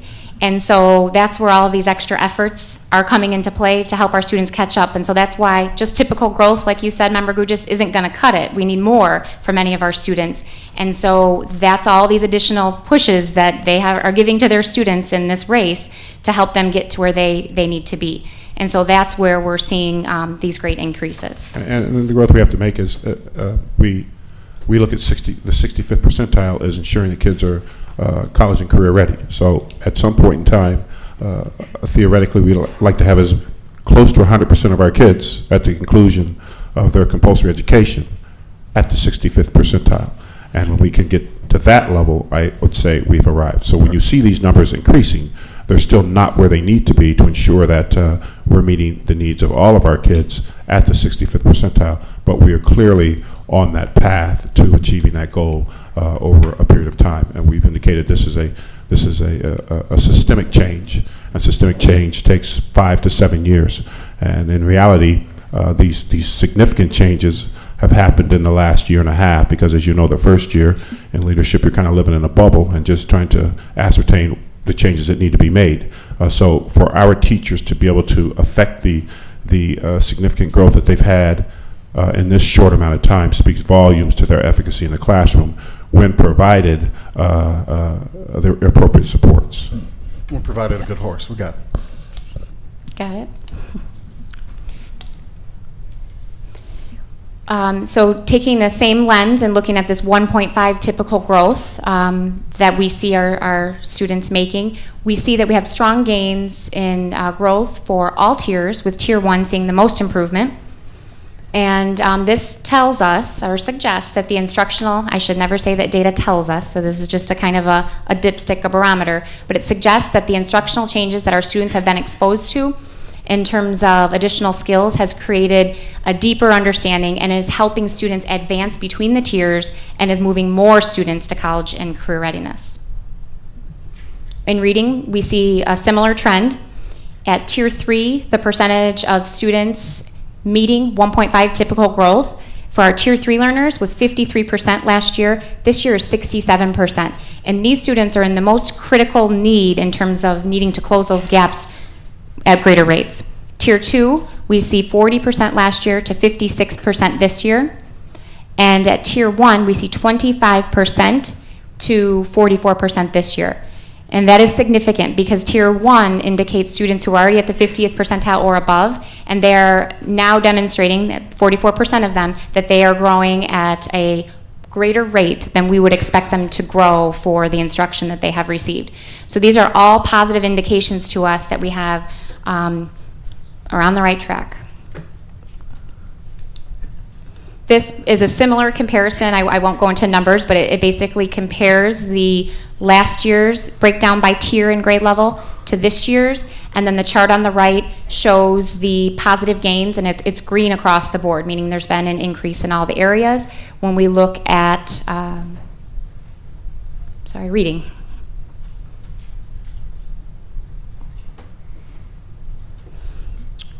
We see solid gains for students in all tiers, with Tier 1 seeing the most improvement. And I think I've already hit this. Did I do math? Okay. Okay, so for mathematics, we see the same trend appearing for Tier 3, Tier 2, and Tier 1 students. 48% last year, fall to winter for Tier 3, up to 53%. Tier 2, 37%, increasing to 42%, and Tier 1, 27%, increasing to 38% of students meeting 1.5 typical growth. Just a reminder, typical growth is what we expect them to grow in 1 year instruction, well, for 1 year's instruction, that amount of gain that we expect. So this is greater than that. This chart, again, breaks down from fall to winter last year to fall to winter this year by grade level and tier.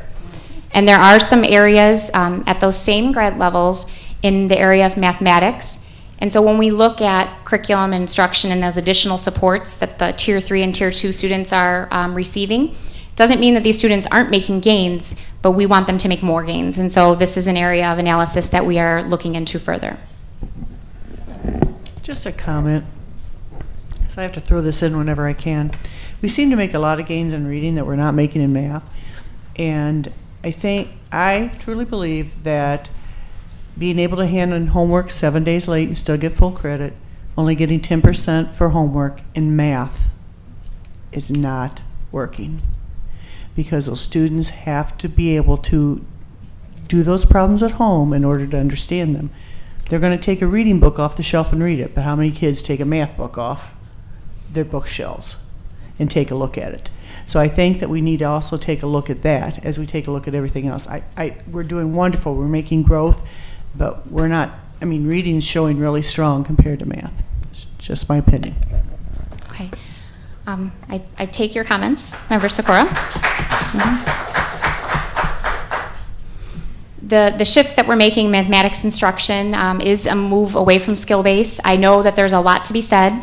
for the fact of having that repetition and having that skill to lead to mastery. But what we're also looking at is the application of higher level thinking, critical thinking with math skills. And so those are the things that we're working on in the classroom, and those are the things that we're continually analyzing. When we look at the gains for the number of students who are meeting college and career readiness benchmarks, we see gains for all students at all grade levels in reading and math. So across the board, what this basically says is that there are more students who are at that benchmark to be on track for college and career readiness now, this year, than there was in prior year. And so this chart compares fall to winter last year, that's the light colored bar, and then the green colored bar shows fall to winter this year, and this is the percent of students meeting or exceeding that college and career readiness benchmark. As measured by the 65th percentile. Right, and so if students are performing at the 65th percentile or above, their trend will be that by the time they graduate high school, they will have mastered the requisite skills that they need to have in order to be successful, not just gain admittance to a university and not just get into a course, but to earn credit in a credit-bearing course at the college level, or demonstrate in the workforce that they have the skills necessary, whether they enter immediately in or they go into a training program or a 2-year program. The percentage of students meeting or exceeding in math in terms of college and career readiness has also increased in every single area across the board. I'd also like to add that particularly in kindergarten and first grade, those increases are very significant. Right, and if we take a cohort eye on this data, and so if we look at last year's light colored bar, that's under the K, you see 37%. That same group of students jumped over to first grade, and they are now the dark blue bar. So we had 37% of students as kindergartners last year meeting the college and career readiness benchmark in mathematics, and this year we have 52% of our first graders, last year's kindergartners, meeting that benchmark for college and career readiness, and that is significant. And these numbers may seem low, and they are. However, nationally, those trends are very low. And the same thing happens when we get to high school. The number of students who truly show themselves to be college and career ready by the ACT and by testing at a proficient level in all subject areas of reading, math, English, and science is very small. It's approximately a quarter to, I think about a quarter of all students actually meet that benchmark nationally. So this is significant that we have increased to this point, and we intend to continue to increase that. So that is a whole lot of information. Just a quick question. I think overall, to member Sikora point, we do better in reading, but our growth seems to be really similar. Actually, in some grades, it seems to be better in reading, in math, as opposed to reading. I think the primary grades, it looks like we're significantly, the growth in math is significantly higher than the growth in reading, but our overall district growth, I think, is at the same.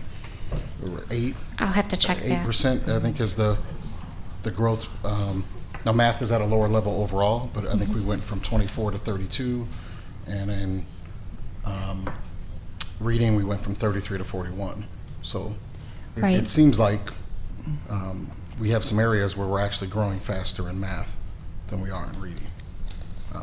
But we do start at a lower level overall, but that looks pretty consistent throughout the grade levels too. That we start at a lower benchmark. We kind of start at a lower point in math. One of the things that I had a question about was what percentage of our students are in each tier? We've talked about that before. Do you have numbers on that? Michael, do you have updated? I don't have the exact numbers, but a majority of our students are hovering between tier 2 and tier 3. But we don't have the breakdowns on the tiers? No, I can provide that for you later. We can provide that. Okay. With the new benchmarks in place, that number is obviously not where it needs to be with the bulk of our students at tier 1. That is not what is the norm. Yeah, I'm curious, and then I'm also curious when we look at spring, can we look at hopefully our ability to move kids to see tier 3 shrinking and tier 1 growing. I'd like to see that kind of change. The other question is, because I was at the Bolingbrook PTA and I've spent a lot of time looking at our strategic vision.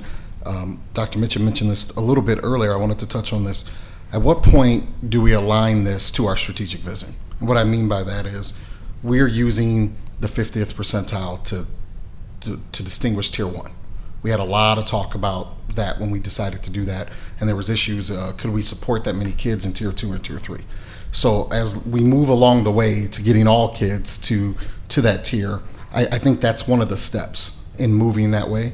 So how long, with growth like this, do you anticipate it will be before we can call tier 1, align tier 1 to our strategic vision? Our strategic vision says that, kids will be college ready. So to me, aligning that would be tier 1 would be at the 65th percentile. So with growth like this, how long before we're able to do that?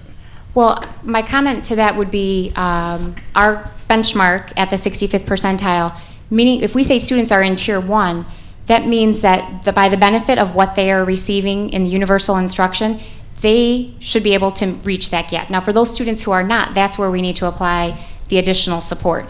So for the bulk of students who are at that 50th and above, just by having the benefit of that instruction in the classroom and the differentiated support, we are pushing a lot of supports into the general ed classroom every day. And so just because a student isn't leaving the classroom doesn't mean they're not getting, specific support. Understood. And so in terms of aligning that, I would say it is aligned now. And But it's if not. okay. Because if we say that all kids need to be college ready, Mhm. and the mark is the 65th percentile to be college ready, tier 1 is not aligned to the college readiness at the 50th percentile.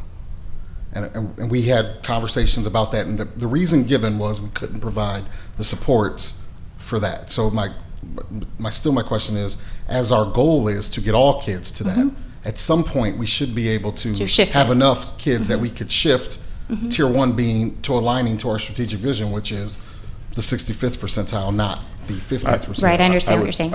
And I would hesitate to provide that goal currently, as we don't really have any longitudinal data to reference that against. And so if we were to use this data set as our benchmark and then assume that we would make the same types of gains we are making now, then I would be able to give you a more accurate picture of that, and I can do that.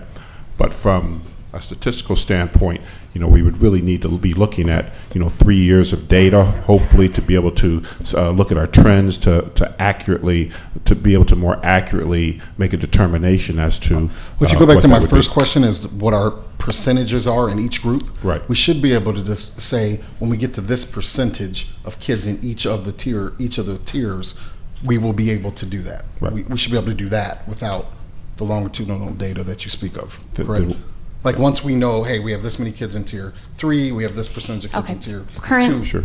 I have a little help, phone a friend on the side, but currently 50% of our students are in tier 2 and tier 3 based on the new benchmark, the increased expectation, and 50% are in tier 1.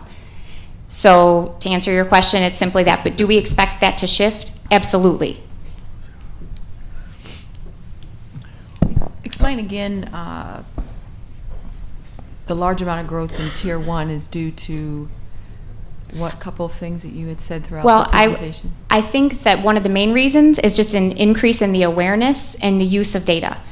So when everything started changing in education and everyone was talking about AYP and adequate yearly progress and meets and exceeds, the goal for education, at least for many, or in the eyes of some, it was to just get enough kids to that point of meets or exceeds. What happened to them after they were at meets or exceeds wasn't looked at as closely as it should have been.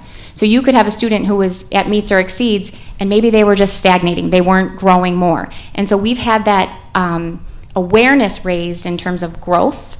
So ensuring our students are growing and that they're achieving. We have a balance of both. And so that's one increase. And then helping teachers and supporting teachers to look at that information as well. So are your students, even your high achievers, are you still seeing them grow? And if not, what strategies can you use to differentiate your instruction to not only meet the needs of these students who need additional support, but these students who are ready to go faster and be challenged? And so it's looking at gifted programming, honors programming, it's looking at instructional strategies and supports. It's helping teachers and administrators look at the data and have those conversations. And when we first saw data that said there was issues with our Tier 1 kids growing, that raised a red flag for us, because that is just as critical that those students are growing as much so as Tier 2 students and Tier 3 students as well. Can I get it? No, we don't typically do it that way. But board, do you have an issue with him asking a question? So go, by all means, sir. Go to the mic and ask your question. By all means. You have to go to the mic though. You have to go to the mic. You have to go up to the mic, sir.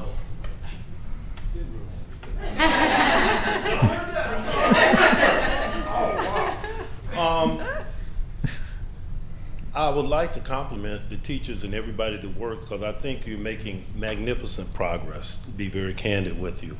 I do have a concern. If you have a 67% minority rate of students, somewhere in there you have to morph in, and I don't know if you've done it yet, how to make good decisions. A lot of them don't get to achieve to go to college because they cannot make good decisions. In the academics, you're excelling at that. I really give you credit. As teachers, you're doing a Herculean job preparing them. But if these young men, especially African American and Latino, make bad decisions but are academically sound, it negates everything you're doing. I could speak to that, sir, a little bit. Go right ahead. It's your game. Trust me, I know. There's a fundamental question that's asked all the time. It's, are kids high performing because they have good behavior, or do they have good behavior because they're high performing? And there's been a lot of research out there on that topic, and what the research indicates is that kids are well behaved and make good decisions because they're academically successful. And that kind of bears out when, when I began in this position as a superintendent, I spent most of my time observing kids at the elementary level because that's not my forte. And so I immersed myself in that. And when I looked at kids in the kindergarten, first and second grade specifically, I saw very few kids, if any, that were disengaged in the educational process and disengaged in instruction, and we're showing significant behavioral issues. Now, there are some kids out there clearly that do, but the percentage was very, very small, almost within the percentage of what the national norms indicate, that 97% of our kids can't actually meet minimum requirements for proficiency when provide appropriate instruction and curriculum. And so we are looking at, obviously, the behaviors of our kids, particularly in the upper grades, and we have many interventions and supports. In fact, we have a committee right now that we have community members sitting on as well to address just that area of need. However, what the research indicates, that when kids find themselves successful academically, behaviors decrease, because then they begin to value the education which they're being provided, and they begin to engage in it more, and they begin to disengage in those behaviors that prohibit them from being successful. And so really what the research indicates is these behaviors begin to manifest themselves as kids begin to recognize that they're not as successful in the system academically. And for example, I used to go to conferences that were focused on behaviors. And you would have many districts and many schools getting up touting to the degree they have decreased behavioral issues in their districts. And I would immediately go on the internet and look at their Illinois Interactive Report Card. And in fact, they almost asked that I not come back to those conferences, because I would see that, yes, you're touting that the behaviors in your district have decreased significantly, but when looking at your demographic groups and their achievement, you were still getting only in the teens, for example, meeting or exceeding the standard. So I would say, well then, hey, it's great that you're talking about how well you've improved behaviors in your district, but it's had no impact on student achievement. And so then my question becomes, what's our purpose? Is our purpose to ensure our kids achieve, or is our purpose to ensure that they're just well behaved? Because there's many districts out there that keep a lid on their schools, but their kids aren't learning. Our goal is to ensure. I didn't turn your mic off. Somebody man. did. I got another one. Okay. Oh, You're gonna have to okay. turn this one off too, and then I got about 9 more. So our goal is to address, again, in the short term, in the interim, it's like an intervention where we have to address those issues of concern related to behaviors. But our primary focus is to ensure that we get our kids engaged in instruction, and we get our kids successful academically, and we give them a goal to shoot for academically, something so that they see light at the end of the tunnel. They begin to see that this education system actually will produce a desirable end for them, because many of them just don't see it that way, and they haven't seen it that way, as you know, based on this gap in achievement, where they're thinking, hey, you know, if you get a kid who, you're from the Chicago public school systems, and so you're quite aware that there was a time in which kids were coming to the Chicago public school system in high school after 9 years of education, starting the curriculum in the 3rd grade.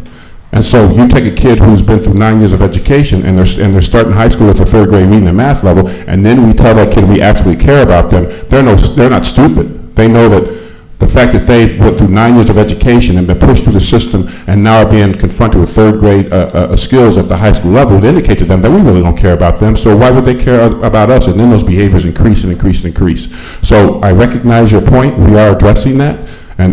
But again, it's just like we address our Tier 3 and Tier 2 students. We have to but our hope is to work our way out of having to have interventions, because we have all of our kids from kindergarten all the way through the system prepared without intervention, whether it be behavior or academically. Okay, just one brief redirect, I guess you might say. Was that to blow me off? Get me out of here, Absolutely man. not. Can somebody turn my mic up, please? No, I'm cool. I'm just speaking from firsthand knowledge and dealing with some of the young men I had an individual that was got a 27 or 28 on the ACT. We got to give it to him in Cook County Jail. The problem with that was, I'm not going to tell you why the individual was there, but it was a result of one bad decision. And it seems like they need reinforcement on an educational level, because they may not get it in some places at the parental level. And all I'm saying is, if that was kind of morphed in, how to make good decisions. A lot of kids don't know that. And they'll never get beyond the academics if they make that one bad decision, if they're Latinos, young African American males. We recognize and acknowledge and agree. Thank you, sir. We are in full accord. Thank you.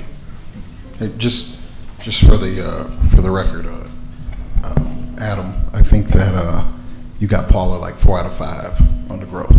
You know, go get her.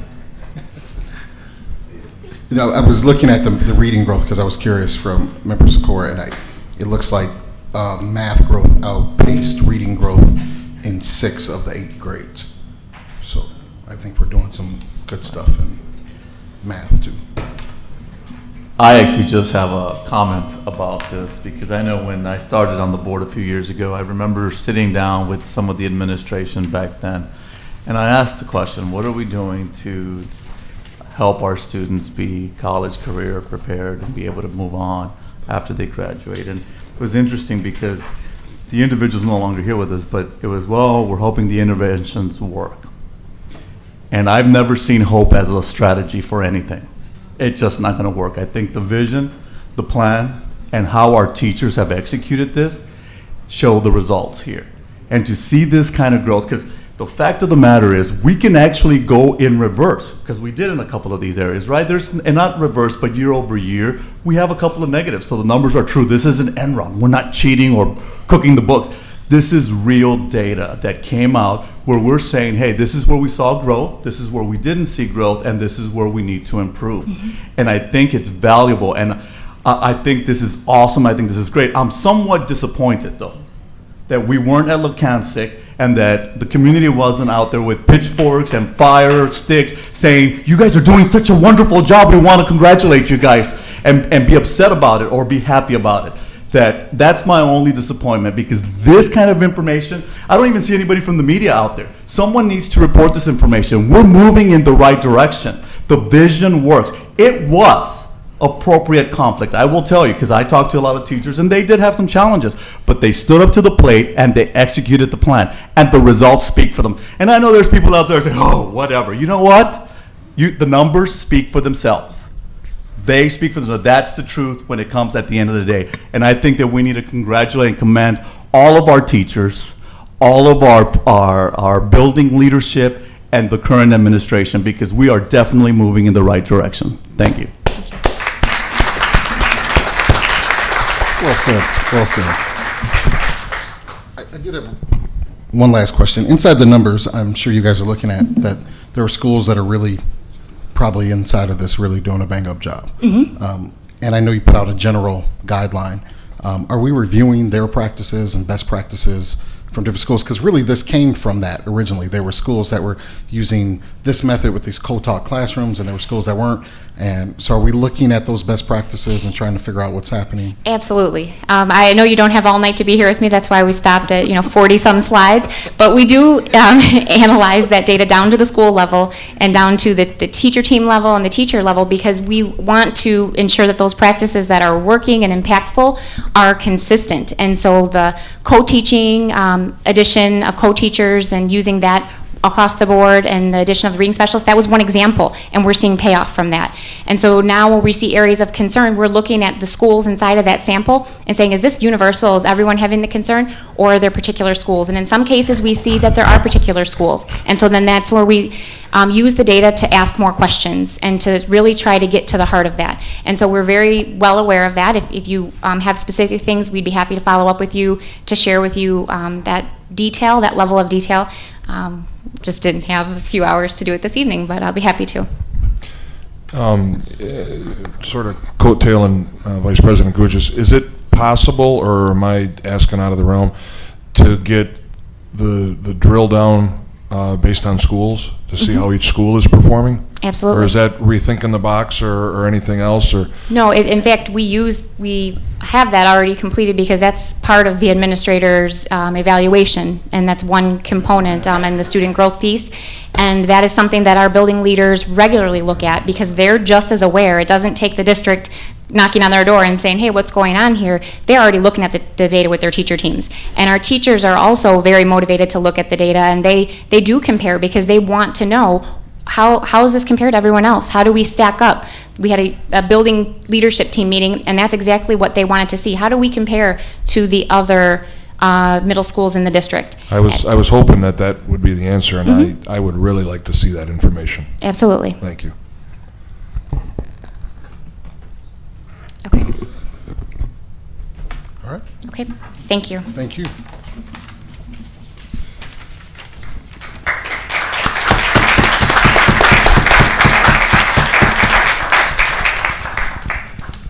Superintendent's Information Report 13.2, School Board Meeting Schedule. Yes, posted for your review is the school board meeting schedule for the 2014-15 school year. The schedule will be brought for action at the April 14th board meeting. Legal Services. No report. Association of Federation reports. AFT. No report. Valley View Council. No report. Valley View Office Personnel Council. Seeing no report. Any old business? Any new business? Questions from the public? Yep, take your time, one at a time.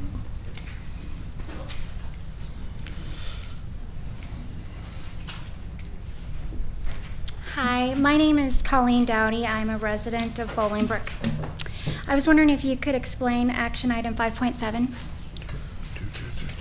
Cindy, that's you. That's the minutes.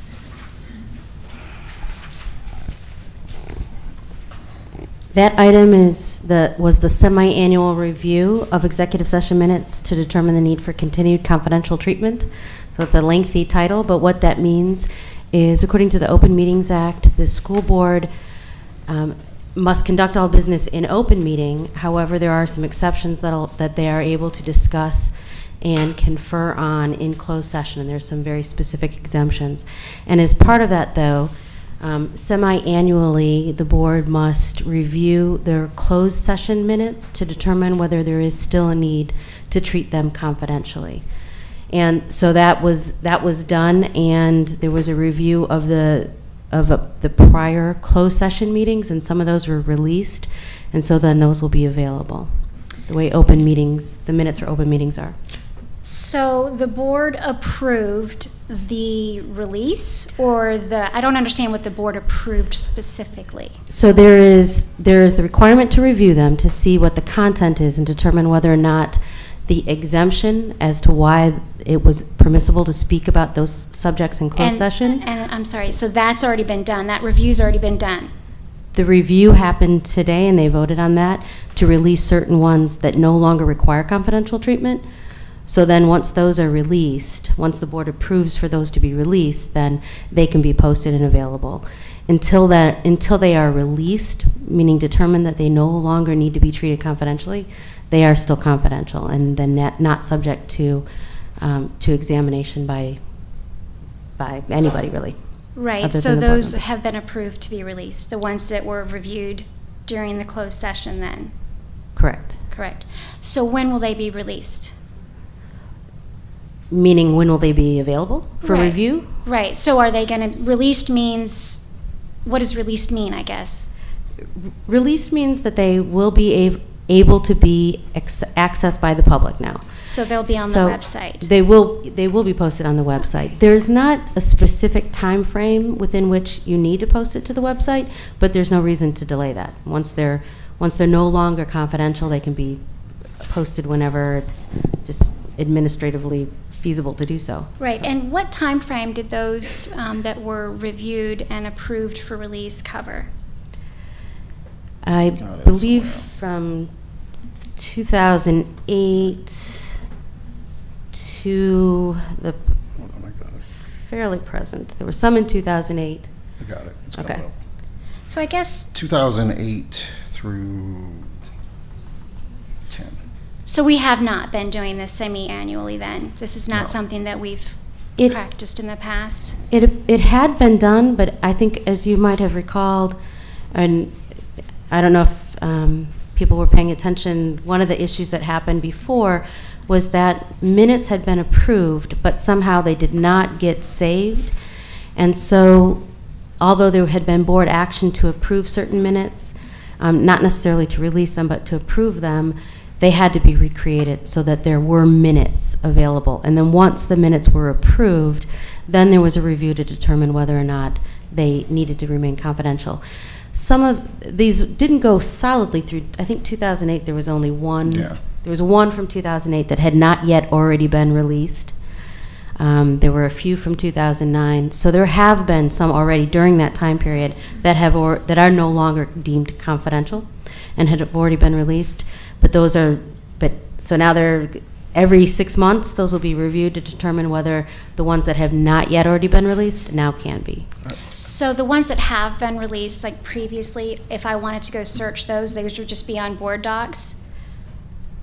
They may not be on board docs, but they can be made available on board docs. I want to just add to the executive session minutes that get released. That's a legal process, and we go off our attorney on what can be released. Us individual board members do not review the minutes from each one and go, we think this should be released, we think this shouldn't. That's an attorney review process based on the law, and we say, okay, this is the process that we go through. Why wouldn't you just release it redacted? Like, surely you could black out the things that you didn't want somebody to know about and release the things that were, I'm guessing that there are minutes for like a whole meeting that are not going to be released because something in the document you don't think the public should know yet. Is that true, or No, I mean, I don't know what you think happens in executive session. I'll tell you what I think that happens some of the time. I think that some of the times you guys hide behind confidentiality agreements, and I don't think that's right. I think you are not in a position to really say that when you're not in the room. Okay, So I have several let me examples talk. of No, that when was I a think- pretty harsh accusation, so I responded You know what, I'll appropriately. tell you why. Let me finish. No, let me My finish, turn. because it's turn. my question. My No, turn. it's my turn. So what we do in executive session is we talk about student disciplinary matters. We talk about students that are going to face the harshest punishment, which is expulsion. And that is protected by law for them not to have their name and those things put out there. We talk about an employee who may be getting terminated for not coming to work, and that by law is protected. We do not talk about these things. Those things aren't allowed to be talked about, and she makes sure that we don't talk about even stuff like this that we just presented. That's what happens in those meetings. The rest is just conjecture on your And part. Sometimes what happens in meetings is that someone is not happy in the district and files a lawsuit, and you decide to settle, and you come to an agreement, and it's closed due to confidentiality, and you make us believe that we're not allowed to know anything about what goes on because it's covered by a confidentiality agreement. And I have several examples of that in the past year, 2013, I'd say 5. And what I'm asking is that if you've done nothing wrong, don't act like you've done anything wrong. And I don't think that you have done anything wrong. I'm not going to stand up here and tell you that I know what's going on, but I do know that there are examples in other school districts who post, I'll read it to you, so-and-so is resigning, and they have signed a resignation agreement and a general release of claims.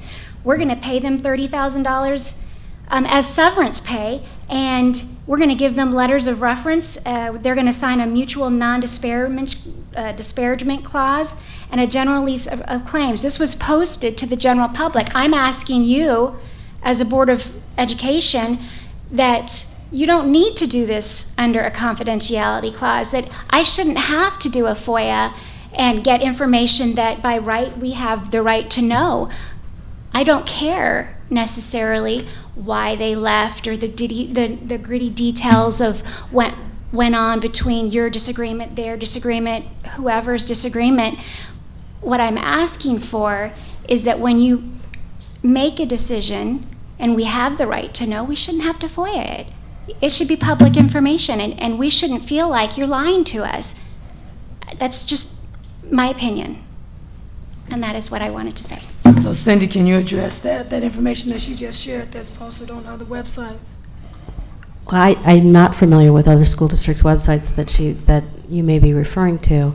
There are many reasons that go into whether or not a confidentiality clause is included in a legal settlement, and it is very common for there to be a confidentiality clause for both sides, so that neither either a parent or a personnel matter, so that those are not necessarily disclosed in a way that isn't better controlled, and to better protect and safeguard student issues, personnel matters. And that's not something that the district hides behind, because clearly it is a public record, and if those are FOIA, those can be released. But that's different from saying that anyone is free to talk about it, when really we want to, part of the reason for reaching a settlement is to be done with the dispute. I guess the problem is though that it makes it very difficult to move past when the general public feels like something's being hidden. And if at the very beginning you say, this is what we've agreed upon, yes, both parties signed a confidentiality agreement, but these are the terms that you're allowed to know, instead of telling me that I don't have the right to know anything, and maybe not saying it specifically like that, but basically giving us the general impression that the public has no right to any information when clearly we do. All we have to do is ask for it. That's my point. And I'll tell you that I FOIA'd and got all of them. The money isn't the issue. It's the idea that you give us the impression that we have no right to know when we do. We have the right to know. And I'm not saying that we have the right to know every single detail. I don't need to know why someone was fired. I don't need to know why they filed an equal employment opportunity case and decided to drop it later. I'm not asking for that information. I'm asking that instead of hiding behind it and not sharing any information, I think the general public would like you to share as much as you can, and then maybe we can move past it together. That's it.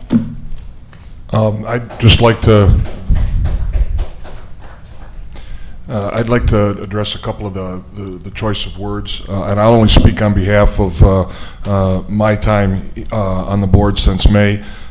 Terms like hiding behind or not releasing something, I don't think are the proper terms. I think I can speak on behalf of, I've attended every executive session since I was elected, and there has not been one topic that has been not released to the public for any other reason except the fact that it was meant to be a confidential matter.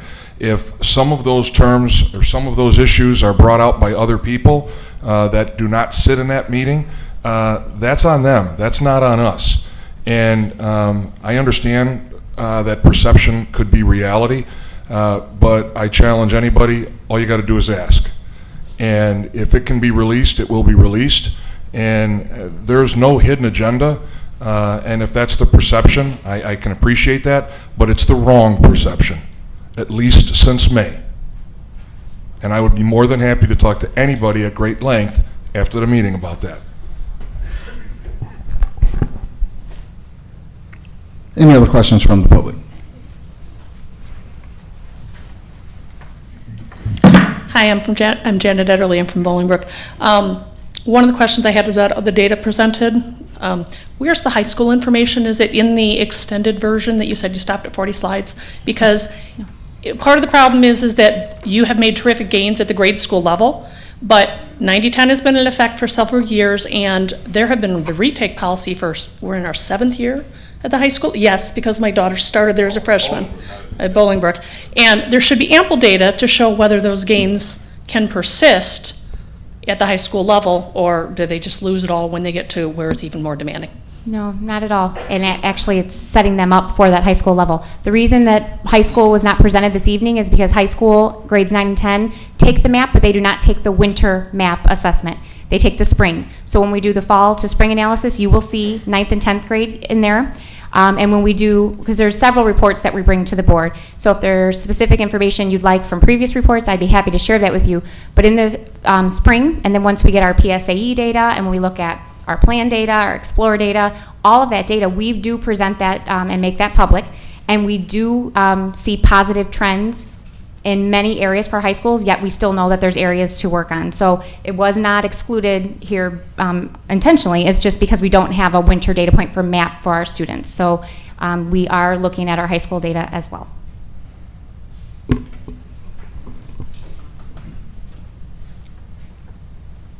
Good evening, Board. Dr. Mitchum, Thomas Suliga, Romeoville. I do have to agree with Mr. Venegas. Absolutely, credit is due. Credit should be given, and you definitely deserve based on what we have seen. A couple quick questions, though.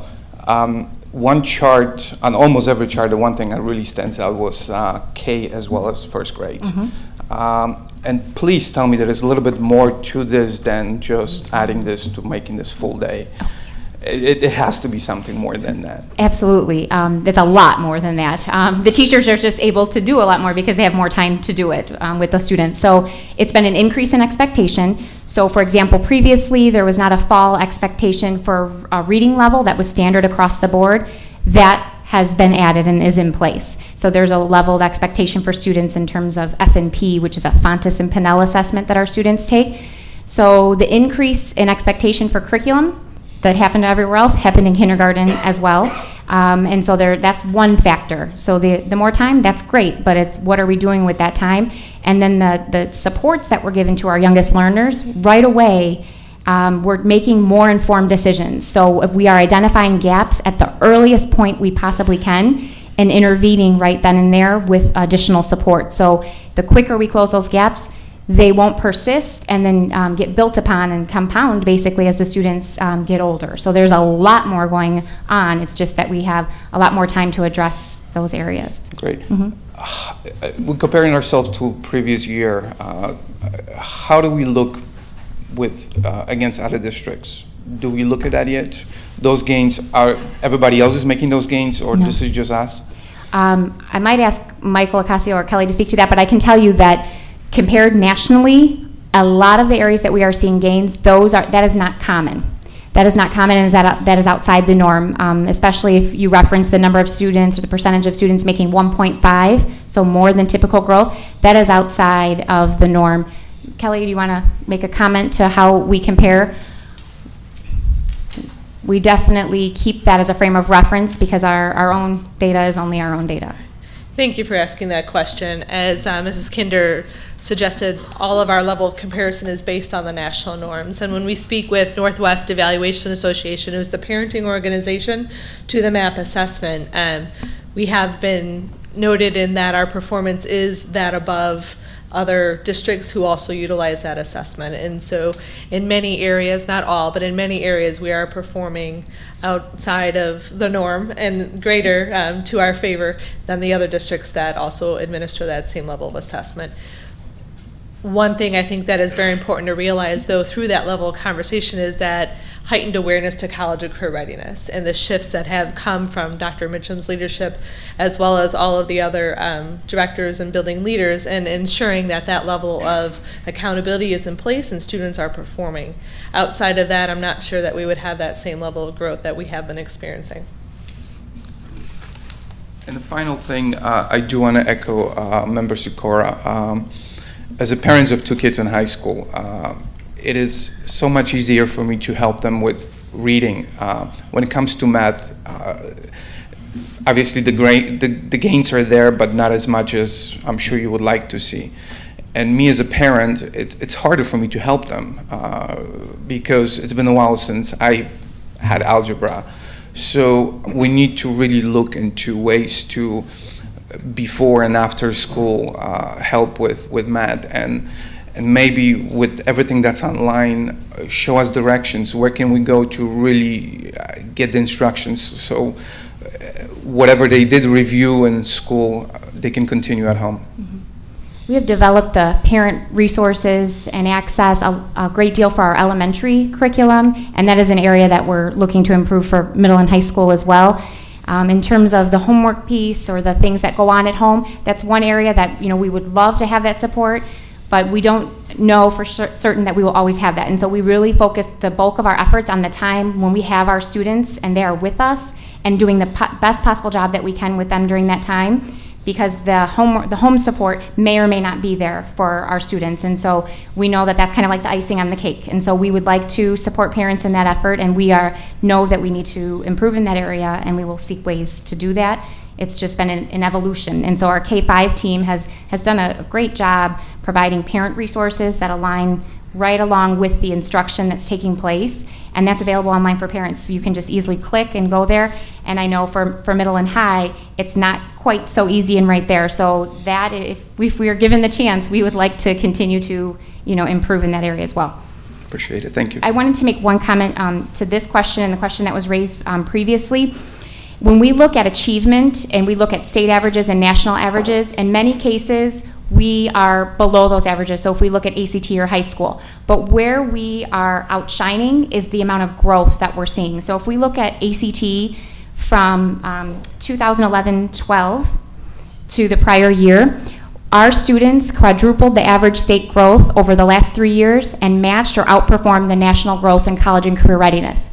So what that means is our students are closing the gaps, and so we may not be there at that achievement or attainment level yet for all of our students, but we're closing the gap. And the same thing when we look at the state averages for growth in PSAE or in ISAT. In most cases, we are outperforming the national and the state averages for growth in those areas as well. So it is taking time to correct some of the systemic issues that we are attempting to correct, but the growth that we are seeing from this is present.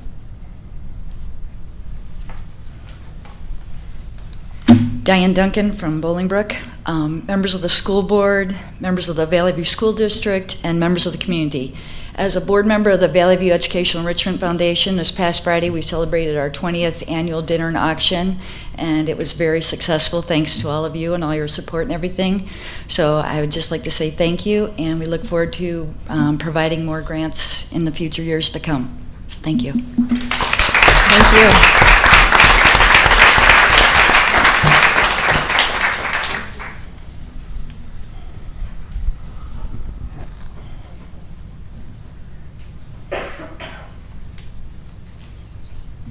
Hi, I'm Julie Simon, and I live in Bolingbrook. I am going to answer, I think I want to respond to his question he had about the algebra and his kids that are in high school, and knowing what I have heard about, especially Bolingbrook High School's algebra scores that I heard were fairly low this past semester. I had a daughter that was a freshman last year and had a really hard time in algebra. And I understand that the retests are a great concept, but I don't think that applies and can apply to algebra. If you are looking at a classroom where many kids are not getting a C or above, or most of them are getting D's and F's on some of these tests, they have this time to redo this information and take this test. But in the classroom, the curriculum has to move forward. And algebra specifically is a subject that builds upon itself. If you do not learn those formulas, you cannot move on. So you're teaching kids the next step to something that they have not mastered to begin with in the basic parts of it. So when people are complaining about this 90-10, which I myself do not like, I think it's not taking into consideration the children that are doing their homework, trying their best, but then they're moving on to the next skill which they have not mastered, and then they're moving again to the next skill and they really haven't mastered the last two. How is this retake policy helping those children? How is this fast-paced curriculum for that type of a subject really benefiting our students? And from what I saw from hearing and listening to other parents from the data from this last semester for the algebra, for specifically the freshmen at BHS, that I heard was like a good 40-something% of these children did not do well. That concerns me, because you're just setting them up for more failure come geometry the following year. So I would like for you to look at that piece a little bit more, since you could not do that in your graphs, because I know it doesn't go through the high school, but I just think that that's an important thing that you as a board need to kind of look at when you're talking about these types of things and how we can help our students. It's great to have help after school, but again, if they haven't mastered it and in the classroom they still have to move forward, then there's part of where your gaps that you're talking about, that's where they lie for that. And another thing I would like to mention, the scores, I love to see the scores, but that was basically all based on academic growth.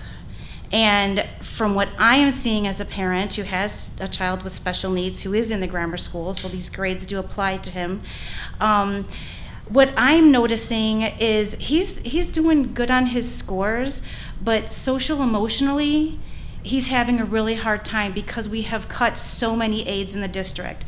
And I am seeing the stress it is putting on the teachers in the classroom when I am there helping. They have, if you are familiar, which I hope you would be, of kids who have sensory issues, those children need breaks during the day. And those aides that we had in the classroom that were cut at our school, I think we are down to 2, I believe, from maybe 12 that we had before. Those were the people that helped our teachers keep those children on task. I've been in a classroom where I see other students keeping their classmates on track. That should not be their issue. That should not be their job. Their job is there to learn, not to help their classmates learn because they might be more advanced than these children that have some learning disabilities or special needs. And from what I'm seeing is having to basically to give them the sensory break they need, because before my son had a sensory break card and he could just give it to his teacher and he could go to an aide or just go right outside the hallway and be right where she can see him. But now these classes that are co-taught are few. I mean, I don't see in his grade, there is no co-taught classroom at our school. And there is no way for teachers, if they have more than one child that's having a sensory issue per se, you have to catch those before they tip over the top, if you understand the concept. And if you can't, and you have more than 1 or 2 of those students, which in some cases I've seen 3 in a classroom, those children are then almost looked at as a bad seed because they have to call the office to have someone take them from the classroom to give them the sensory break they need.